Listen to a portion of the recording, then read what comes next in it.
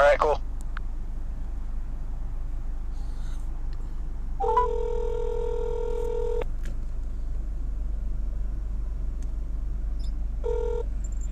Yo, What up, K-Lon? what's good, bro? Shit, you already know, bro. How was your holidays?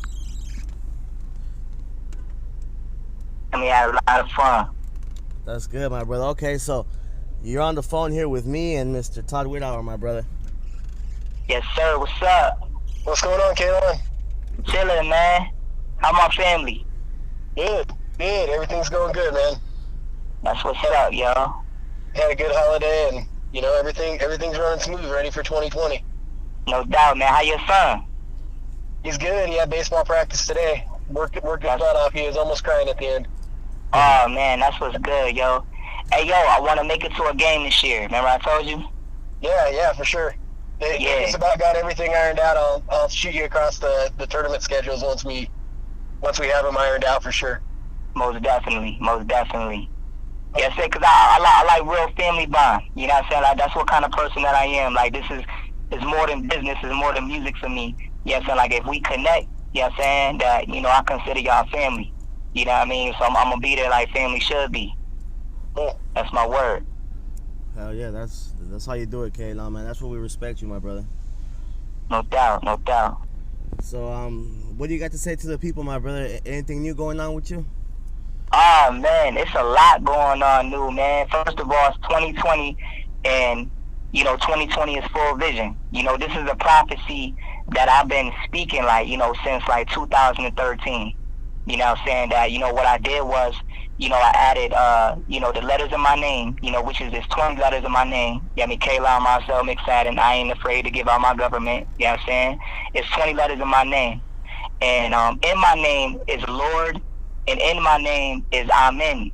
You know what I'm saying? So, you know, with that being said, I added 20 onto the dimension that we in. You know what I'm saying? Or the, you know, the, you know, 2000, and I got 2020. You know, so that revealed to me, like, okay, 2020 is my year. But not only is it my year, it's the year of the identification of who I am, which is a soul warrior. You know what I'm saying? K-A in my name is soul. You know what I mean? Mighty warrior is what K-Lon means, and also means he who was crowned and delivered. So that together, that makes the soul warrior king. You know what I mean? So what that means is 2020 is the year of the soul warrior. And what we're doing is we're going to purge, or we're going to purify Mother Earth. Yes, and we're going to purify the music business. We're going to purify everything, because that's what a soul warrior does. You know what I'm saying? And I'm a triple Aries too. You know what I'm saying? My mom is an Aries, my dad is an Aries, I'm an Aries, so I came from, you know, two fires, you know what I mean, that made a flame. And you know, the flame is the Armageddon. You know what I mean? And after Tupac, you know what I'm saying, you know, died, you know, he said he was gonna come back. Or before he died, he said he was gonna come back. You know what I'm saying? And when Jesus come back, I think I said this in the last interview, you know, that Jesus came back with an army, and I was Armageddon. You know what I'm saying? But Armageddon is basically the purification of the universe. You know what I'm saying? Because it's all fire. You know what I'm saying? So, you know, people may think that, oh shit, the world coming to an end. Nah, it's not that. You know what I'm saying? We're purifying the earth. We're purifying the world. And the only way that we can purify the world and purify the earth is with pure energy. And if you think about an atomic bomb isn't nothing negative. It's just pure energy. But it destroys everything in its path. But if it destroys everything in its path, that means that what gets destroyed is not strong enough to go further. You understand what I'm saying? Yeah. Right. So I'm here, you know, to bring that pure energy, to bring that truth. And what's going on is, since, you know, Tupac said he was coming back, you know, since we are in Armageddon now, it's more than just one person. It's not about Tupac, it's not about K-Lon, it's about the offspring. It's about all of us.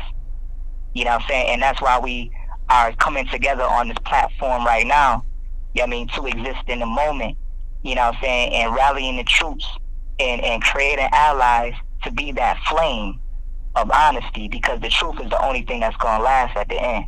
Just like everything starts, or it's like poetry starts and it ends the same way. Yeah. And that's what the truth is. The truth is the first and the last, and that's what we are. People don't realize that Machiavelli owns the game. the whole game. Even though he's not here in the physical, it's just like God is the master creator and the master strategist of all. It's all strategy. Yeah, man, that's deep, brother. It is. Yeah, man. So new things. I got a new project out, obviously. Soul Warrior. That's an album. I'm thinking about making it a double album. You know what I'm saying? Because I've been building up this archive of music that the world hasn't heard yet. And it's all consisting of what, it means to be a soul warrior. What it means to be that flame of truth. You know what I'm saying? To slay the lie. To slay anything toxic like doubt that you may have in your mind. You might want to form a business right now, but you got doubt in your mind. The soul warrior is here to slay that, because doubt stops you from having that everlasting river flow. It's like a dam in the river flow. Thank you, baby. You know what I'm saying? So the soul warrior is here to slay the doubt, here to slay the lie, here to slay the ignorance, anything that's going to stop us from reaching our full potential, which is the alpha and the omega. We here to slay all that. So the soul warrior is the brand for this year. It's always Machiavelli trained, and it's always Machiavelli rooted.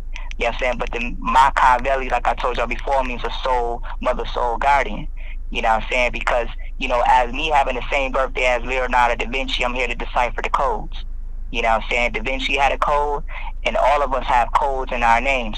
You know what I'm saying? So I'm here to decipher the codes and everything that exists in the universe. And, that's my position. That's my calling. To unlock us. You know what I'm saying? To decipher all of our codes. You may have a name like Todd, and you may think that don't mean nothing, but if you really study the root and origin of your name, you will realize that you were given a spirit from birth. You know what I'm saying? Even the times that we're born, all of that coincides, with our spiritual navigation, because knowledge itself is navigation for the soul. So the soul warrior is going to explode in everything. We're going to have an album. I'm working on a cartoon called Soul Warrior. I got new apparel for everybody, and some of these things I'm going to be giving away too. So if you purchase my album and you spend over $100 with me, I'm going to start giving you things this year. You dig what I'm saying? Just to show you, that the Soul Warrior is more than money. You know what I'm saying? It's a spiritual movement. Yeah. Yeah. Oh, yeah. Yep. So we're going to do a cartoon. I got a couple of albums that I'm going to be releasing this year. Books. I'm working on a comic book called The Soul Warrior. A regular book. I got a publicist right now, that publishes books. Her name is Renee. Yeah, and shout out to Renee. She's a very good friend of mine. She owns her own a book publishing company, and she helps authors get their books off the ground. So she's definitely gonna have a strong position in getting this Soul Warrior comic book out. And it's basically it's gonna be like a superhero. The Soul Warrior is a superhero. You know how they got the Avengers? Yeah. You know what I'm saying? So we're gonna bring the Soul Warrior, into that caliber. You know what I'm saying? And basically like the Soul Warrior, like I said, he's a warrior for the spirit. And what he's gonna have is the Ka symbol. The Ka symbol, according to our ancient Kemetic ancestors, is a symbol. You may see it in some of my artwork. It has two upraised arms. You know what I'm saying? And the first two letters of my name is Ka, and the symbol of the Ka is two upraised arms, and that stands for, uplifting. You know what I'm saying? And if you see sometimes in the ancient Kemetic culture, the sun is Ra, and the sunlight has arms that reach out, and those are the sun rays. You know what I'm saying? So the Ka has two arms, that basically lift everything. So that's what we're here to do. We're here to lift the vibrations. Tupac was the prophet of the third eye, which is why he said on the Illuminati album, he wrote, Illuminati is those who, feel with their heart and see with their third eye. Only those children live. So Pac was the prophet of the third eye. Pac was like a walking third eye. So in order for us to truly show that we're his children, we have to go up to the next chakra, which is the crown chakra. You know what I'm saying? And being that we're in 2020 in this full vision, that means that we have to operate in the crown now. We can't go backwards. We have to go up to elevate. And that's what the Ka and the soul, signifies, the upraised arms, to lift to the next level. That's deep, man. Do you know what my name stands for? My name is Daniel. Yeah, I'm gonna look it up for you. What I want you to do when we done with the interview, I want you to like just send me, if you feel comfortable, send me your government name and anything that you know about your birth, like, you know, the times you were born. You know what I'm saying? Your mom and your dad name. I ain't the FBI. You know what I'm saying? So, you know, you know, I'm the soul warrior, so I'm gonna help you to decipher your codes. But I think I think that Daniel was a king.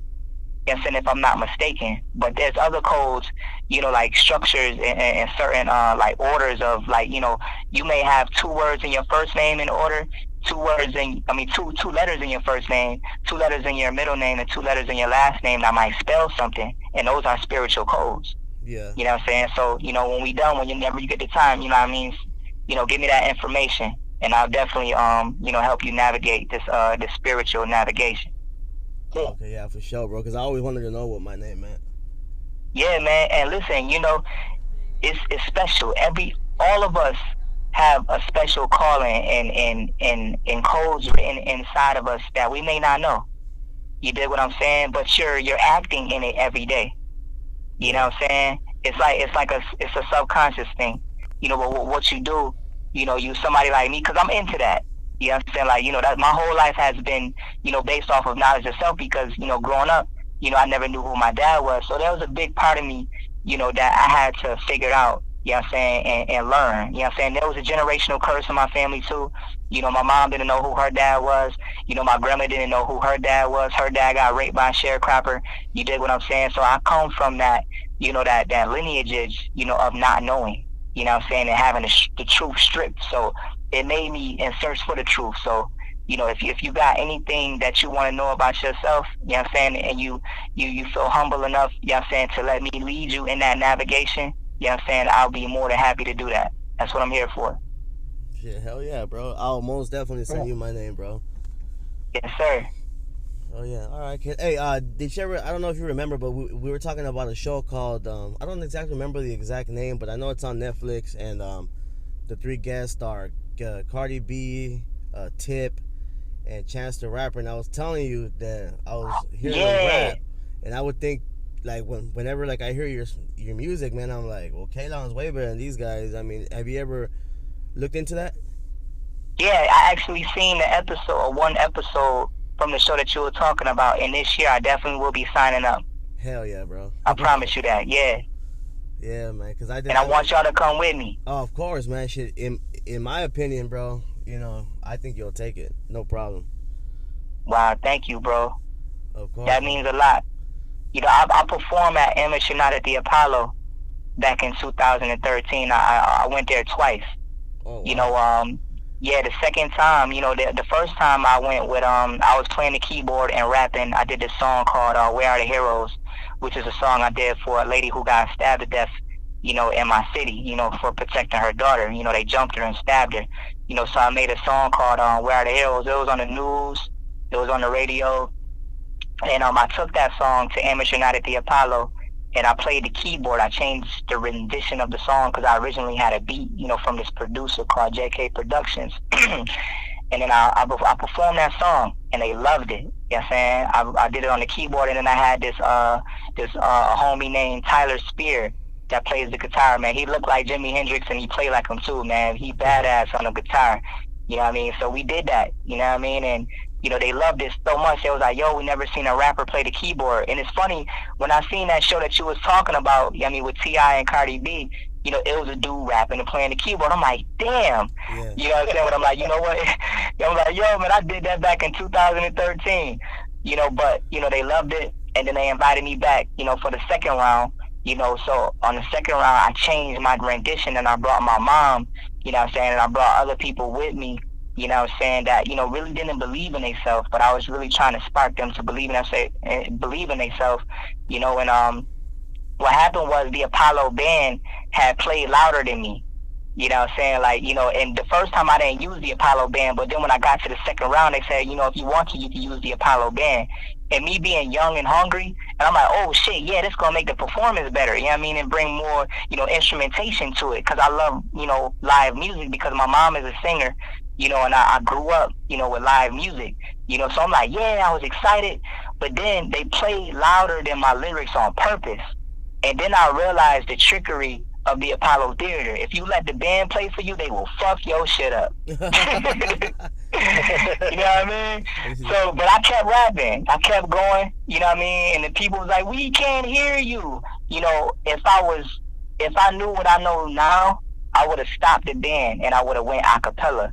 And I know they would have felt me because my presence alone, as soon as I got on that stage, they started cheering. You know what I'm saying? Because I created a Trayvon Martin hoodie at the time, and you know, around that time, that was, that Trayvon Martin shit was heavy. You know what I mean? So, I made my statement and they cheered like instantly. I turned my back, put my fist up, and it was like, K-Lon, K-Lon. Man, as soon as I did the motherfucking song with the band, they were like, "We can't hear you." I'm like, oh man. So I learned from that. But then 10 days after that, my brother got killed. Oh. You know what I'm saying? Like, that's when I had performed at this place called, I performed in my hood on Jefferson Avenue. I did a show called the Jefferson Avenue Fest, and my brother came to see me, and he came backstage, after I performed the song. This is my brother. He taught me how to rap and everything. You'll hear some music about him. I talk about him a lot, when I say my brother got killed, and, I got a song called Letter to War. You know what I'm saying? He got killed that night, that I performed. You know what I'm saying? And it's crazy what I said about poetry. How poetry starts the same way it ends. When I met my brother for the first time, because he's not my blood brother, he's my mud brother. You know what I'm saying? But we met when we was kids. My cousin Raymond introduced me to him, and my cousin Raymond was like, "Yo, look out for K-Lon." You know what I'm saying? Because he don't know how to fight. He's 2 years old. Grandma got him wearing these damn suspenders and shit. You know what I'm saying? So, like, that was my introduction to the hood. You know what I mean? Through family. You know what I'm saying? So my introduction to the hood was on some love shit. It was on some honor shit. I don't know what the fuck is going on in the streets now. You know what I mean? But the way I was raised, it was like, we look out for each other. You know what I'm saying? And, I was introduced to Walt when I was like 2 years old. And, Raymond was like, "Yo, look out for K-Lon." Walt was like, "I got you." And then, that was the first words that I heard him say. And then the night he got killed, he came backstage and I was like, "Yo, I appreciate you for coming. You always look out for me."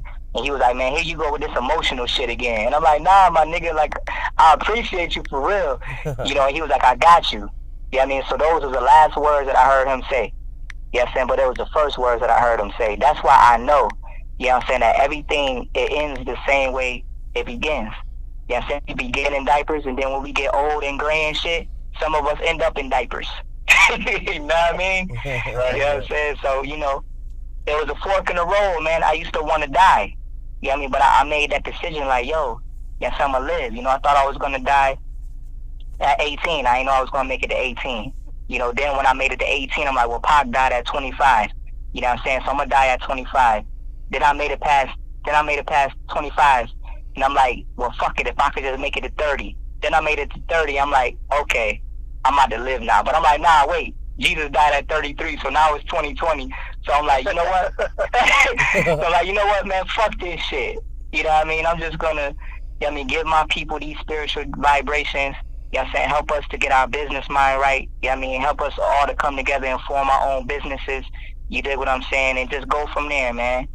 Because I think us growing up listening to Tupac, Tupac, was infatuated with death. So his kids automatically are infatuated with death. Yep. You know what I mean? So it's like, I had to break that curse. But I know he was cursed with sight. And when you curse with sight, a lot of times you think about dying a lot. Because you know that when you give out this spiritual vibration, there's forces out in the universe that don't want this shit to take place. You know what I'm saying? It's a long story, of Heru and Set, Horus, and Set, Hercules and Hades, Jesus and the devil, Tupac and the establishment. You know what I'm saying? It's the same story. It never ends. You know what I mean? So that's why I know it's the year of the soul warrior, and we're all soul warriors, and we're the Armageddon. I mean, and we're here to make this shit right. Right. Shit, man. That's true. So, how old are you, K-Lon? You're 33, you said? I'm about to be 33, April 15th. Shit, so you in 87, baby? 87, yes, sir. Yeah, me too, brother. So we the same age. Yeah, man. Yo, that's why we connect with Pop, man. It's that 7, yo. It's something about that 7. Yeah. You know what I'm saying? And I was born at 6:01 p.m. too. You know what I mean? Which equals 7. Tupac died at 4:03, which equals 7. So 25 equals 7. You know what I'm saying? So, shit. That's everything that we do in this conversation is all prophecy. Everything that we do is prophecy. Everything that we do was strategized before we came here. You know what I mean? So, you ever get deja vu? Yeah, man. You know what I'm saying? You know what I mean? That's real. You know what I'm saying? That you know that you've been here before. You know what I'm saying? But in my heart, I feel like this is the last time I'm coming back. You dig what I'm saying? Because, you know, it's 2020 now. It's full vision. Y'all don't need me no more. You know what I'm saying? I don't need to keep returning. You know what I'm saying? Because now we get it. We see. You know, and all the information is out there. You know what I'm saying? So now it's a shift in the universe. You know, anything that you want to know, all you got to do is go on your phone. You can know that shit. Yeah. You know what I'm saying? Like, you know, back then, if Pac had that information, I know Pac wouldn't have made the decisions that he made. I bet you he would have went independent. Yeah. You know what I'm saying? If he knew the information that we got now, Pac wouldn't have went through all that hell in the music industry and got crucified and all that shit. Yeah, I mean, he got crucified for the sins of hip-hop. Yeah. You know what I'm saying? So, you know, when Jesus get crucified, I mean, we supposed to come together, you know what I mean, and make shit right and not continue the same shit over and over again. You know what I'm saying? So, you know, therefore, I'm like, nah, I'm not coming back. You know what I'm saying? Like, you know, it's full vision. You know what I'm saying? And after full vision, where we go? Full consciousness. And then after full consciousness, what's left? Heaven. Yeah. You know what I'm saying? Right. That's crazy that you're talking about the 7, because I was actually born on Thanksgiving in '87. It was on the 25th. So 5 and 2 is 7. Yeah. Wow. See? Yeah, man. It's completed. It's completed. You know what I'm saying? That's what that means. You know what I'm saying? So that after the completion, you know, after the God rests on the 7th day, you know what I'm saying, we got cycle of life. It's 360 now. You dig what I'm saying? 60 degree, you know, knowledge. Yeah, I mean, I was just listening to Erykah Badu. That's one of my spiritual mothers. You know, y'all probably seen the picture that I painted of her. You know what I'm saying? Like, you know, growing up in my house, you know, my mom played a lot of old school music. You know, and in that music, they planted a lot of seeds. You know, but Erykah Badu said one line. She said, "I was going underwater with $3 and 6 dimes. Yeah, you may laugh, but you did not do your math." Like, people don't. She was talking 360 degrees. You did what I'm saying? $3 and 6 dimes. I mean, that's 60. Yeah, I mean, she was talking about 360 degrees, and she said, you know, my cipher keeps moving like a rolling stone. Yeah, and she came out a year after Tupac died. Yeah, I mean, so it's like, you know, after we do what we do as men, our women take over. You know what I'm saying? The womb takes over. The goddess takes over. You know what I'm saying? And I know that, because the crazy shit is, I just spoke to my dad on Christmas, December 25th. The first conversation I had with my dad ever on December 25th. That's some real shit. I was going to ask you about that because I saw that on Instagram. Yeah, I just spoke to my dad. You know, my dad, he worked for Screen Scene, for the show that used to come on in the 90s on BET. He was in the Tupac Resurrection movie too. You know what I'm saying? And, you know, yeah, you know what I mean? He if you blink, you missed him though. You know what I'm saying? he was definitely in there, you know, but you know, he said in the Tupac Resurrection movie, he was basically talking about Tupac being a poetic justice, you know, and he said he would like to see more, you know, from the young. No, that was the other dude that said that, but he said something about, you know, Tupac's career, you know, but yeah, he worked for BET, you know, and his dad wrote Negro Spirituals, you know, I told y'all before, you know what I'm saying? So, you know, all of this is alignment, you know what I'm saying? You know, it's 360, you know what I'm saying? I'm just coming back, you know, resurfacing, you know, the things that, you know, I taught in my past life, you know what I'm saying? Now I'm helping us to be equipped, you know, with what we're facing now, and what we're facing now is soul wars. You know what I'm saying? You look at the food, there's so much pollution in the food, you know what I'm saying, in the air, you know what I mean? Like, it's death everywhere. And if we don't stay intact, and if we don't keep our mind focused, then we're gonna die off fast. You know what I'm saying? It's a different level of war now. You know what I'm saying? Like, you know, the things that was happening when Tupac was alive, or even before then in the 60s and shit, with racism, and, you know what I'm saying? Like, you know, it's the war has elevated, you know, to chemical. The war has elevated to food. You know, like we're vegan. Me and my family's vegan, so we don't eat anything that has mucus in it. You know what I'm saying? Like, we're like alkaline and mucus free. You know, as soon as we went out on New Year's Day and we ate some cheese, we got sick instantly. But we won't never get sick. You know what I'm saying? Ever since I've been vegan, you know what I'm saying, I don't get sick at all. You know, I shitted my sickness out, and my family just overcame the flu. But they overcame the flu in 2 days. You know what I'm saying? It's because, you know, we built our immune system strong. I got friends right now, You know what I'm saying? I ain't got nothing against people that eat meat, but I'm just saying. Yeah, so I got a friend right now that just had the flu. Yeah, I mean, and not just had the flu, but she been having the flu for like 2 weeks now. Oh, You yeah. dig what I'm saying? Yeah, going on a month. She's still sick. You know what I mean? And I'm like, we beat that shit in 2 days. Yeah, I mean, I went to the bathroom, like 10 times taking a shit, and I shitted that shit out. Yeah, shit that shit out. You know what I mean? But what I'm saying is though, it's like it's death everywhere. You know what I mean? And if we don't love ourselves at the maximum level, then we're gonna die faster. You know what I'm saying? And to each his own. You know what I mean? I wanna be here long enough to see, my grandkids. You know what I mean? So, I don't trip about the age thing. I don't trip about like the fame thing. I'm here for a purpose, and y'all my family. You know what I'm saying? I don't, even the people that look at listen to my music or love my music, I don't view them as fans. I view them as fam. Yeah, I mean, I take the N off and put an M there. You know what I'm saying? Because it's family. Because if you listen to me and you love what I got to present, we gotta be family because I'm a loner. You know what I'm saying? And a lot of people, I don't vibe with a lot of people. You know what I mean? A lot of people don't listen to my shit. You know what I'm saying? And I'm fine with that. If I go on Spotify and I see 30 listeners, I'm fine with that. You know what I'm saying? That's 30 people that actually listen. Yeah. You know what I'm saying? And I know that it's not from, propaganda. Yeah, I mean, I know that these are thorough listeners. You know what I'm saying? That really listening, to what I have to say because I love y'all. I love my family. You know what I mean? So, I'm not going to give y'all anything that's going to stray y'all away. It's a reason why a lot of bullshit is exploited because we in a time of bullshit. You know what I'm saying? And that's why the bullshit is the majority and the authentic shit is the minority. You know what I'm saying? But shit, that movie, The Bug's Life, the ants stood up against the grasshoppers and defeated their ass. Yeah. You know what I'm saying? And the grasshoppers, the only reason why they was bullying the ants because they feared them. And that's why so much bullshit, you know what I mean, with the trap music that keep you trapped. That's why the shit is called the trap.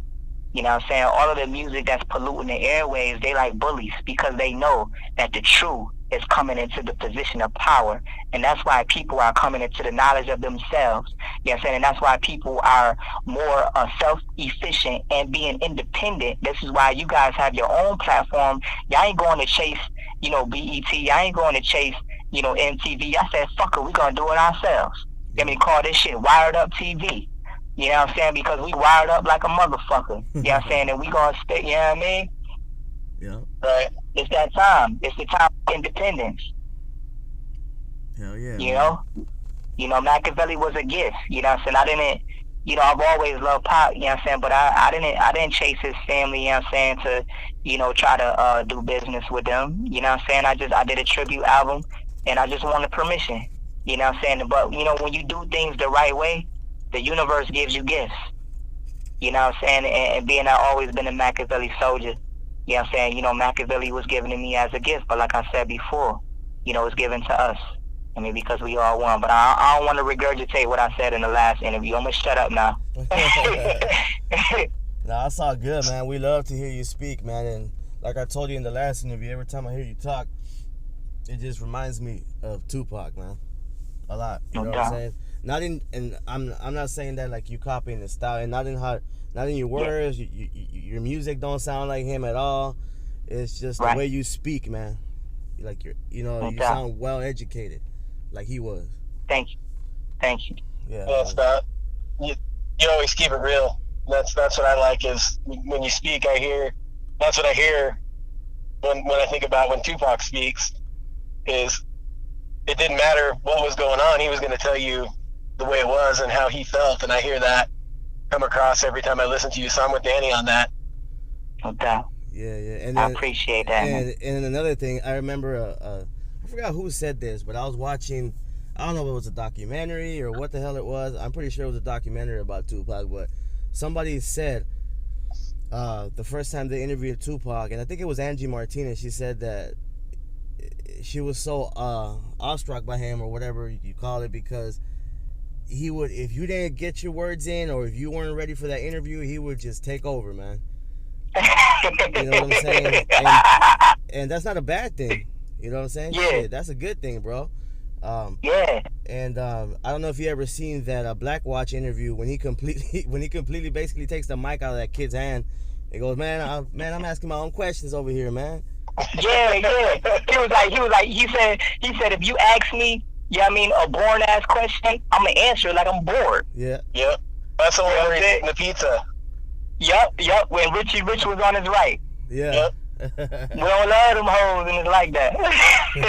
Yeah, man. When he said, yo, one of my favorite parts in that interview is when he said, we all need to go back like the penitentiary days and start jacking off. Exactly. We're all gonna die. For real. Yeah, for real. Yo, the funny shit about it is when I was in 8th grade, I had this science teacher, and at the end of the year, the science teacher was like, listen, we're headed to the summer, and you guys are going to be having a lot of sex. You're 13, 14, this is around the age. My message to you right now, my greatest advice for this summer, ejaculate.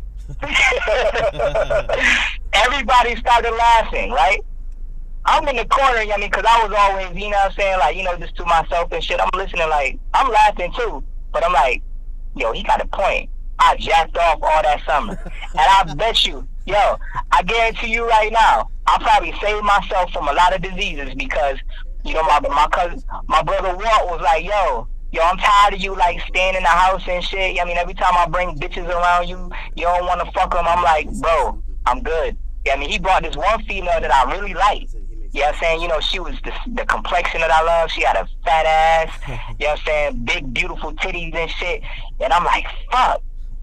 I stayed in the house. I was jacking off. I'm like, the fuck?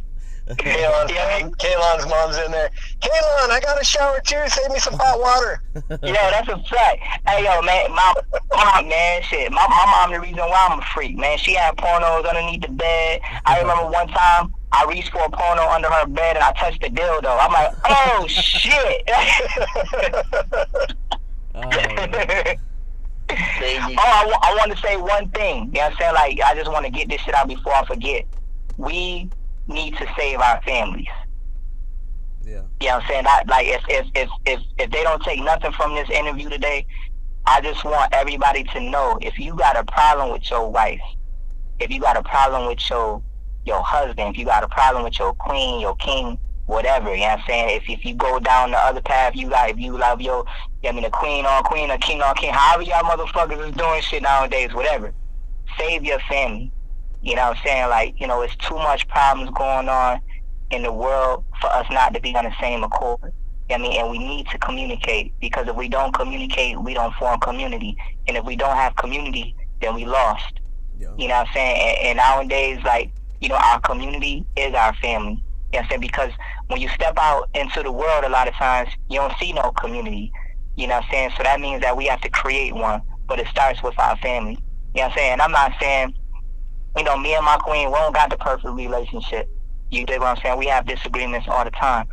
But one thing that we do, no matter what, we talk about it. Even if the talk don't sound so pretty. You know what I'm saying? We talk through it. You know what I'm saying? And I need for all of us to do that. You know what I'm saying? Because, the future is in our hands. And if our children or anybody that look up to us, see that we don't have any healthy relationships, they're going to remember that. You know what I mean? So we definitely need to, fix our families, and start forming community, and, bringing about our own community. Yeah, that's so true, man. It's funny that you say that, because I was going through some problems with the wife too, and thank God we fixed it and all that stuff. And it wasn't big problems, anything deep. It's just arguments, how a lot of relationships go. But we kind of fixed it and we grew out of that. But it's crazy that you mentioned that. Yeah, but I agree 100%, man. If you have a family out there, man. Save it, because there's a lot of people, and I see it left and right. Just they get married, have a kid, and bye bye. Yep. And it's sad, man. I've been married Thursday, I'll be 21 years, and I can tell you right now, wow, there's been 100 times where we've had spats or whatever's gone on, but if you don't talk about it and listen, I think listening is just as important as talking, because you can hear things, and that don't matter. You really got to listen. Definitely. Yeah, it's true. So that's true as hell. Yeah, you a vet in the game, man. 21 years, man. It's a long time. That's veteran status right there. You know what I mean? But like, yeah, me, and my queen, I told her today, like, yo, listen, arguments is healthy. You know what I'm saying? If we, if we make it healthy, if we got a point, you know what I'm saying, and we got like the same goal at the end, which is, to stay together, work things out, keep family, strong, and keep the foundation pure. You know what I'm saying? Arguments is healthy down the line. Yeah. You know what I'm saying? Because, we could be killing each other. It could be so much worse. So yeah, man. Pac always talk about that happy home. You know what I mean? And like, and I know that, if he was here longer, you know what I'm saying, then he would have had that happy home. But one thing that he said in that song is, as long as one of us got it, some of us got it. Yeah. You know what I mean? So like, listening to that song as a kid, really made me like, man, fuck this. I'm gonna have a happy home one day. You know what I'm saying? Though, I grew up in a broken home, I'm not gonna let, my home be broken. You know what I mean? And that means that, we have to fight, you know what I'm saying, to make sure, that family, structure is there. And that's why I homeschool my babies, man. You know what I'm saying? Because, I missed out on so many lessons. You know what I mean? And that's like, what the conversation between me and my dad was. I was telling him about things that I had to go through. You did what I'm saying, like, not having a man in my life. You know what I mean? I had to be a parent for my mom. I had to be a parent for my little brother. You know what I mean? I had to help my mom go through, you know what I'm saying, demonic, addictions and shit like that. So it's like I came out the womb a parent. You know what I'm saying? Like, I don't really remember, thinking like a child. You know what I mean? Thinking like a kid. And he apologized. You know what I'm saying? Like, I was sorry that you went through that. You know what I mean? But, he said you seem to have a good head on your shoulders. You know what I'm saying? With business and spirituality. You know what I'm saying? So, I'm not mad at him. I understand, what I'm saying, what happened. You know what I mean? And it was something that I already knew. You know what I'm saying? Like, my brother, my mom had told him that another dude was my dad. You know what I mean? That owned a radio station in Rochester, New York. You know what I'm saying? Because they, their family used to take care of me when I was a baby. You know what I'm saying? So, I understood, why she told him that too. You know what I mean? Because she wanted me to have somebody that I could really call father or dad that was actually going to be there. You know what I mean? Somebody that I can touch, somebody I can speak to. You know what I mean? But even that situation ended up going sour because, when my mom had a baby with another dude, you know what I mean? That family, you know what I mean, from the radio station was like, well, fuck it then. He ain't my kid anyway. You know what I mean? But, things happen for a reason. And with me not having a dad, it just made me a better father. Yes, and it made me want to actually be there and instill, jewels in their mind. You know what I'm saying? Just like the same thing I did with my brother. You know what I mean? My brother dad was a crackhead. You know what I mean? And I used to fight him off with my mom every day. He used to beat on my mom. He was 6'6", I'm 4'11". You know what I mean? Picture fucking little Bow Wow fighting Shaq and shit. You know what I mean? That's how it was. You know what I mean? So, I had to, stand up, be a man of the house, and I taught my brother everything that I knew. You know what I'm saying? So, my brother is what saved my life. You're going to hear about it in the new album. You know what I'm saying? I got a song called Soul Cry. You know what I'm saying? And in that song, I talk about, how, my soul was always crying, but I would never show it on the outside. You know what I'm saying? It was a kind of spin-off of Jay-Z shit, but Jay-Z always taking shit from Tupac, so I said, fuck it, I'm going to take something from your ass, motherfucker. What Pac said, we take it back was mine, you know what I mean? But yeah, I made a song called Soul Cry, and in that song I'm talking about, how I had to be, a father from the womb, and, my little brother, we had a beautiful relationship growing up, but it was more like father-son. You know what I mean? Because I protected him from a lot. I taught him a lot. I was there for him like all the time. And, just like a parent should. But when, I had a family of my own, he started to resent me a little bit. You know what I'm saying? And I felt like, and he felt like I abandoned him. You know what I mean? So in the song, I'm wrapping it up with basically telling him that, I didn't mean to abandon you. You know what I'm saying? Or abandon you. It's just that I looked at you like my son. So I felt like, once I grew up to be a man, that you had to grow up and be a man too. You know what I'm saying? That's just how it is for us. Yeah. You dig what I'm saying? Like, ain't nobody give us no blueprint, you know what I'm saying, in our family, heirloom. I mean, Pop gave us blueprints. A lot of people gave us blueprints to success. But in my family, wasn't no man there to lay a blueprint. So, I basically, in the song, I'm telling him, you know what I'm saying, that, the reason why, I left is because I needed space to be a man.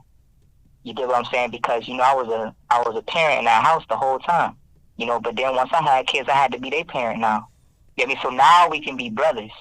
You know what I'm saying? Now we can be on the same level now. You dig what I'm saying? And, you know, I'm still going to be a father figure to you regardless. You know what I mean? But, you know, I just wanted to show you, you know what I'm saying, that, you know, you can make it, you know, and follow your dreams. So I always wanted a happy home. I always wanted, you know, children. You know what I'm saying? There was a point where I didn't, you know what I mean? But as I got wiser and as I got older, and when I seen that I had something to offer, then I'm like, okay, I could be a dad. You know what I mean? I could offer something that I wasn't given. You know what I'm saying? And I know that they're going to take it and they're going to be brilliant kids. You know what I'm saying? You know, to this day, like, you know, my babies can tell you. Matter of fact, hold on. Let me actually be louder than words. What Ramla ending? Ramla, what's the difference between an asset and a liability? An asset puts money in your pocket and a liability takes money out of your pocket. Oh, wow. You know what I'm saying? Yeah.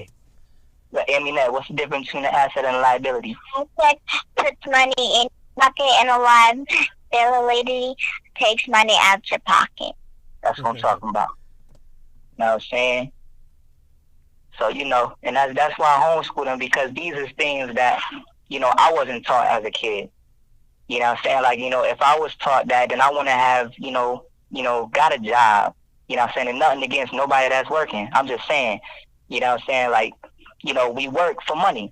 Whenever we work a job, we work for money to take care of our families, you know, to take care of ourselves.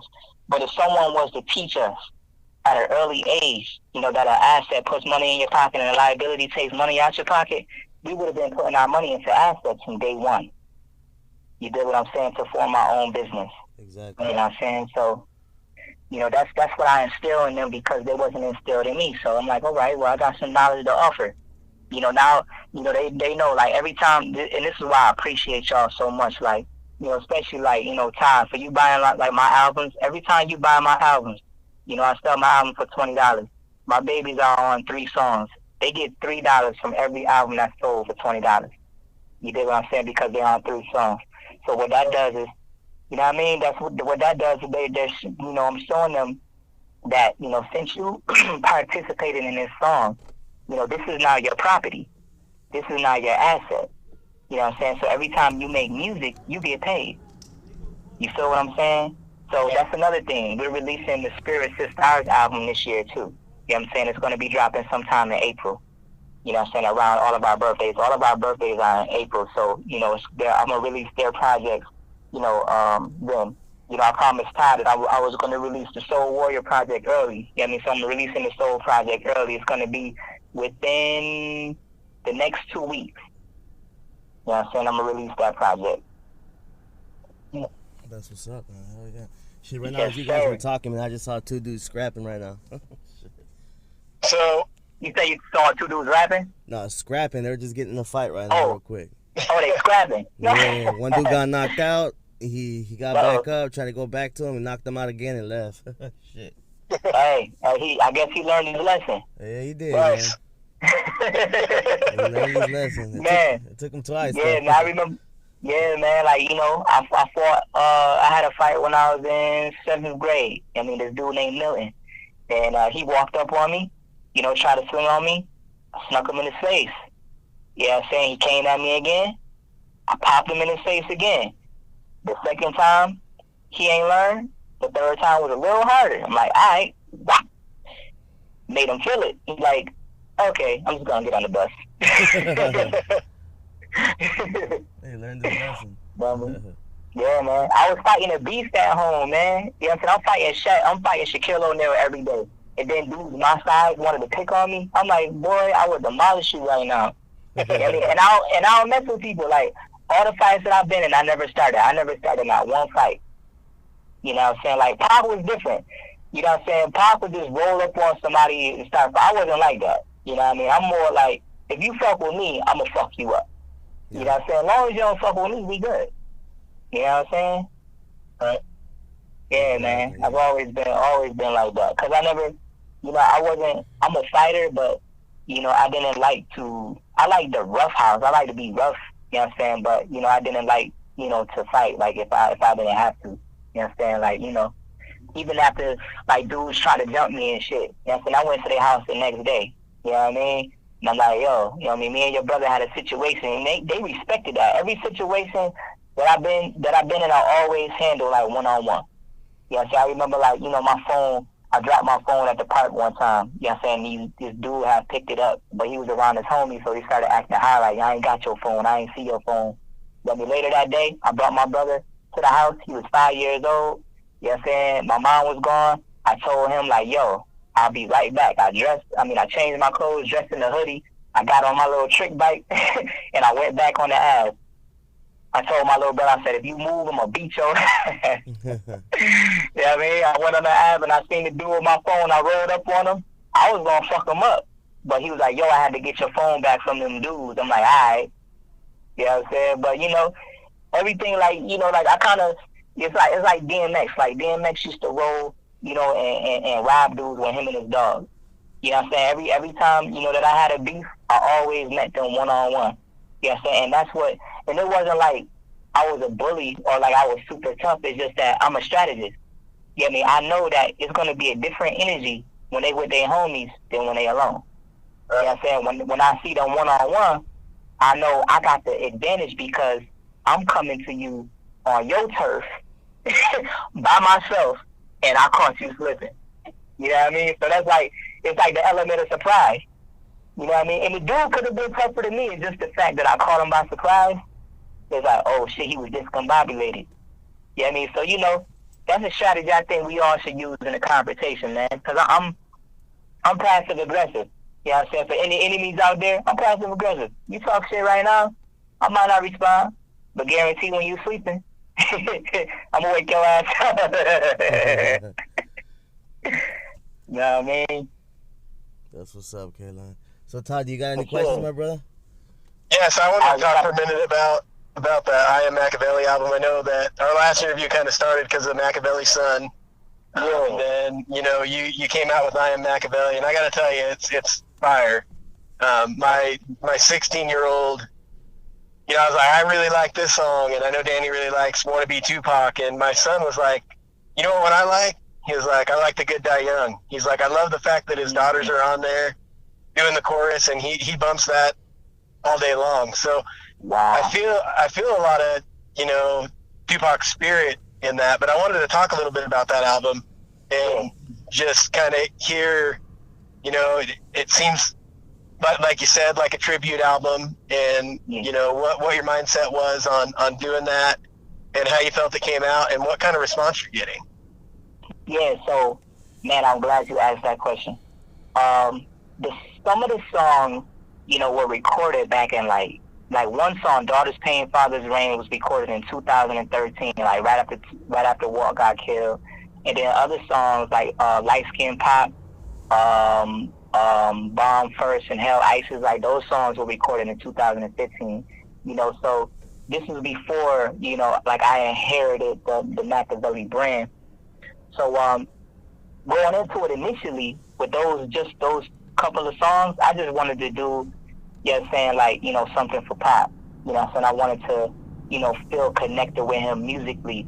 You know, and it took me a while to hop on his beats because I'm a Tupac fan, and when I hear people on Tupac beats, it's like I'm kind of like, nah, don't do that, bro. You know what I mean? Like, don't fuck up that song. You know what I mean? You know, so it took a while for me to do it. You know what I mean? And you got to keep in mind, I've been rapping. You know what I'm saying? Like, my first rap was when I was in second grade. You know what I'm saying? And I've been rapping faithfully since I was 16 years old. You know what I mean? So those songs that I did, I'm like, you know, probably like 24. You know what I'm saying? So in 25, I was really skeptical. But to make a long story short, it evolved from just some couple of songs. And then at first, I released the 7 project. You know what I mean? And 7 means completion. I released that on Tupac's birthday. And this is around the time I met, you know, Kenny Lassane, you know what I mean, Pop cousin. You know, but the distribution company that I went through had took the album down. You know what I'm saying? But those who was following me back then, they know that it was called the 7. You know what I'm saying? So I'm like, well, you know, everything happened for a reason. You know what I mean? So let me resurface this. You know what I mean? So I knew that, you know, Machiavelli You know what I'm saying, was coming out, like the birth, his, November 5th, was coming up. You know what I mean? So, I wanted to bring back that feeling. You know what I'm saying? That, after Pop, died, Machiavelli dropped. You know what I mean? So I was debating, like, what should I name the album and shit like that. But then I started seeing a lot of pictures of Gaddafi. You know what I'm saying? And like me and Gaddafi look exactly alike when we was kids. Like identical. Like there's Tupac pictures with him like holding Gaddafi, you know what I'm saying, and them as kids. And at first I was like, yo, who the fuck photoshopped my kid picture and put it with Tupac? But then I realized it was Gaddafi. And I'm like, oh shit. Like me and him look exactly alike. So I felt, you know what I'm saying, like, the connected to the Ka and Machiavelli. You know what I mean? So, the title, came, as I am Machiavelli, is because that's how I feel. You know what I'm saying? Like when he said, exit Tupac, enter Machiavelli, I feel like I am Machiavelli. But then when you look at the album cover, all of the people that identify with that or see that album, when they see I am Machiavelli, they'll feel the same way. And that was a seed that I planted strategically because it goes along with that rhyme and that lyric that Tupac said that, y'all remember me, or no, he said, only wish to breed, I explode into a million seeds. You know what I'm saying? So I am Machiavelli, when people see that, I want them to feel the same way. Yeah, I mean, that's why I put the baby inside the soul. You know what I'm saying? And Machiavelli, like I told y'all, means mother, soul, guardian. Yeah, I mean, so that's showing the balance of mother, father, and child on the album cover. You know what I'm saying? And that's what Machiavelli is. It's the balance, you know what I mean, of the universe. You know what I mean, the Holy Trinity, the real Holy Trinity, which is mother, father, and child. You know what I'm saying? And everything come in threes. You dig what I'm saying? That's the Holy Trinity that created life. And that's why, like, I wear the Ankh. You know what I'm saying? The Ankh symbolizes life. So that album is basically like the resurrection of life. That's why, instead of saying Hail Mary, I said Hail Isis, because Isis, Set, and Mary, they're all the same spiritual beings. You dig what I'm saying? Right. And I speak about, you know what I'm saying, and that's why I say, I'm her son. You know what I'm saying? Like, because Pop, he was on to something when he was saying Hail Mary. They thought it was just some, like, spooky shit. You know what I'm saying? Like, nah, Tupac knows that in his ideology, that God was a woman. Yeah, I mean, he said it in Blasphemy. Yeah, I mean, he said, God coming, she just taking her time. You know what I'm saying? There were certain things that Pac knew. Like, he know that the Pope, and I seen it like years after he died. I seen a picture of the Pope kissing the feet of a black Mary behind closed doors. You know what I'm saying? So they reference, or they don't reference, but they show a lot of love, you know what I mean, to the black goddess. You know what I'm saying? When I say black goddess, I just mean the origins, the womb. You know what I'm saying? Because people be getting into arguments about, what came first, the man or the woman. You know what I'm saying? But if you look at the reality is, the earth is a woman, and the earth was here first. You know what I'm saying? And then you got the sun. The sun is like a reflection of man because, as men, we are light. You know what I'm saying? But the sun came out of darkness. Like it said in the Bible, from darkness shall come light. You know what I'm saying? But before it was light, it was darkness. You know what I'm saying? That's like the parent, and that's the womb. The WOMB. You know what I'm saying? So in that album, that's why we got the womb guardian. You know what I'm saying? Like, songs like that, just to establish the order. You know what I'm saying? That, we're created from the womb to be men, to be the order. Because a woman is like a master creator. She's always creating. And with a person that's always creating, they're very emotional. You know what I'm saying? So the woman had to create a force to keep things in order, and that's men. So the womb, out of the womb came the son, or out of the womb came man to be order. I mean, so that was like the motivation behind the whole album.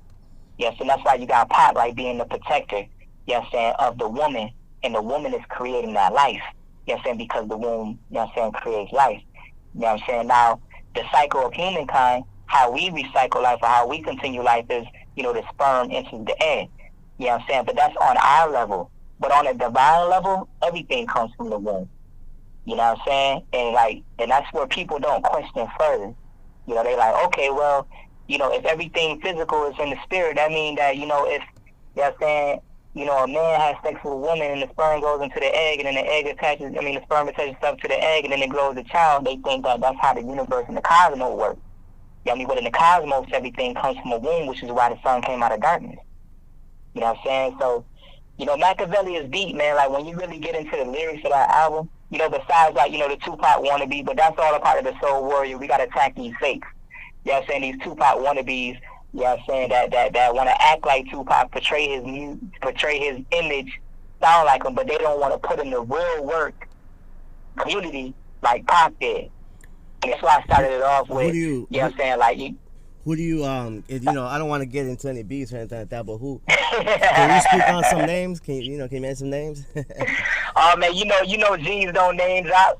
All right. You know what I'm saying? You already know. You know what I mean? If the shoe fits, right?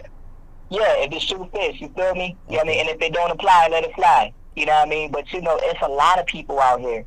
You dig what I'm saying? Like, you know, numerous of people, you know what I'm saying, that, you know, they want to, like, even, I remember when, you know, 50 Cent was like, you know, he was talking about Ja Rule, and he was like, you know, Tupac wear crosses on his back, you want to put a cross on your back. And Tupac want to wear a bandana, you want to wear a bandana. Nigga, you ain't Tupac, this Tupac. So I wanted to bring back that same feeling, you know what I'm saying, on that song that, you know, even though that was a made-up song, and living in the studio with Pac when that song was made, yeah, but I wanted to give that same feeling, you know what I'm saying, like, you know, this is Tupac. I mean, that's why I started off with his, you know, his interview, you know what I'm saying, and he was like, you know, I'm not a wannabe, I am Tupac Shakur, but he said, he was like, you know, he said, I'm going to get my own sack. You know what I mean? Because he was talking about digital underground. You know what I mean? And you got a lot of people out here that's trying to make a name off of Tupac. You know what I mean? And I try to make it clear, you know what I'm saying, that this was a gift that was given to me, because I wasn't screaming Machiavelli Records before Machiavelli Records came to me. You did what I'm saying? I always loved Pac, but I know as a Pac seed that I got to elevate. You know what I'm saying? And I know to be taken seriously, I can't be out here sounding like him. And that's why a lot of people's careers is at a stagnation. I remember when Lil Zane came out sounding like Tupac, and nothing against Lil Zane, but he came out sounding like Tupac when I was in 8th grade, and I ain't taking him seriously. And now when I be seeing him on Instagram, he got like fucking, when he go live, he got like 10 listeners and shit. You know what I'm saying? 15 listeners. I'm like, damn. Now I'm saying he probably got connections in certain places, but it's like, you know, in the culture, then we don't need another Pac of culture. Then we need the first, you know what I'm saying? Like, you know, Pac did what he did. Yeah, the first you, exactly. Yeah, I mean, I got family, I got people that I'm connected with, you know what I'm saying, that's like heavy in the thug life movement. Like, you know, the producer that produced the song I'm a Daddy, you know what I'm saying, he was a part of, like, you know, after Pac died, I mean, Big Sight had brought him into thug life. Yeah, I mean, but he said, you know, Pac didn't bring me in, so he said he didn't feel right. He said, am I thug life? Yeah, I'm saying, like, the movement, yeah. He said, am I thug like the music group? He was like, hell nah.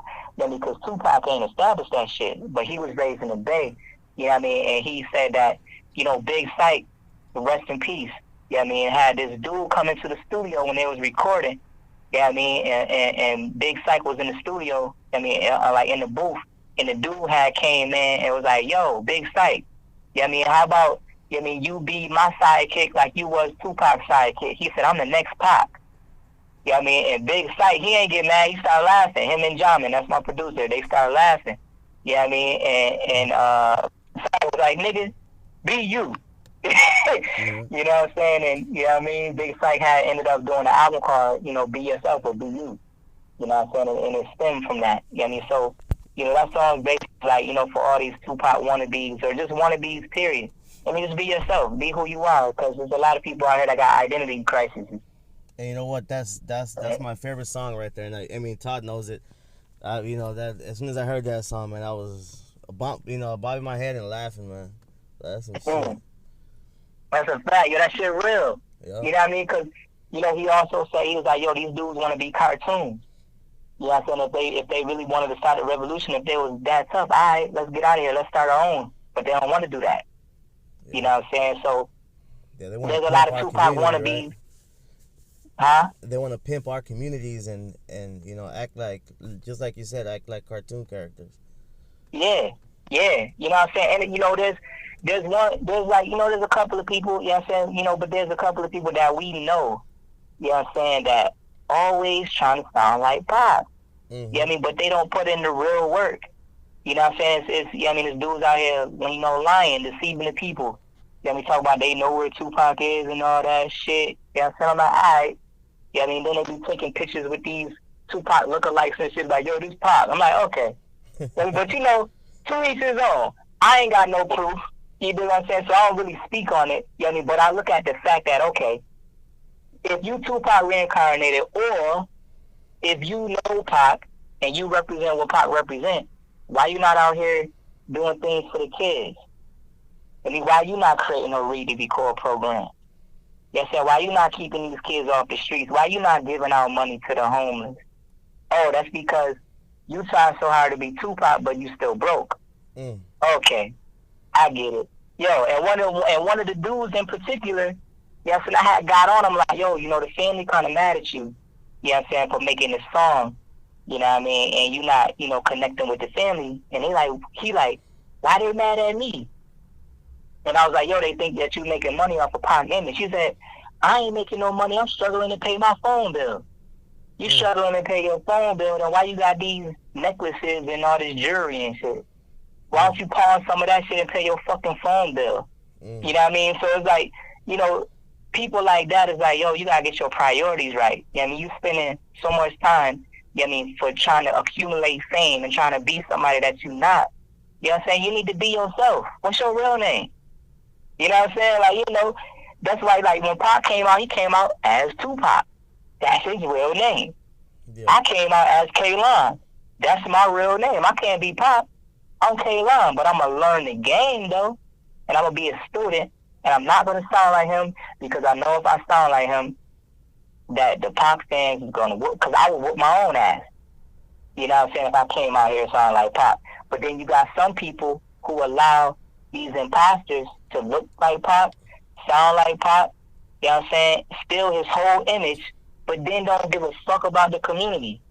And one of the dudes, I made one of the fans mad, you know what I mean, because, I got a close friend, you know what I mean, that supports me, you know what I'm saying, and they were one of, you know what I'm saying, these dudes fans, and I'm like, I'm about to show you some screenshots that this dude right here, I had told him, I was like, yo, listen, we need to come together and fulfill Pac's dream. You know what he told me? He said, I gotta fulfill my own dreams. I'm like, well, damn. You sound like Pac, you still in his image, you rapping like him, you making songs like him, but you don't want to form a center of expression or form a art center like Tupac wanted to do in every city and every ghetto. And here I am, I'm K-Lon, you know what I'm saying? I ain't the richest motherfucker on the planet, you know what I'm saying? Shit. You know what I mean? I got my struggles too, you know what I mean? But the money that I make, I put into these youth programs. You know what I'm saying? I put into Spark the Brain. You know what I mean? Anything that I know that's going to help the future. And you mean to tell me that you take Pac image, you all about Pac, but you not trying to look out for the community and fulfill the dreams that he wanted to fulfill? You an imposter. Yep. You know what I'm saying? So, you know what I mean? On a note, you know what I mean? I ain't into exposing people unless they really like doing some harm. Like with Rapper 100, that nigga did some real harm. You know what I'm saying? Like, we're saying really, you know what I mean, disrespecting the family. You dig what I'm saying? So, I spoke on it. You know what I mean? But, if it's just a dude that's out here just, faking, you know what I mean, as long as he ain't disrespecting in a way, you know what I mean, of slandering, you know what I mean, and, and if they want to, fulfill Pac's mission with the image thing, all right, we let them do the image thing. You know what I'm saying? But don't be out here lying to my people, though. You know what I mean, saying that you're something that you're not. And when I try to ally with you to do things for the community, you don't want to do it.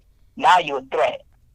You know what I'm saying? Because you out here, and I studied the art of war. You know what I'm saying? I read that book through and through before I even heard Tupac say he studied that shit. You know what I'm saying? And that's one thing that we do not tolerate. You know what I'm saying? Imposters. Because if you're an imposter, we're going to take your fucking head off. You know what I'm saying? I remember some dude, they asked him to create an army of women.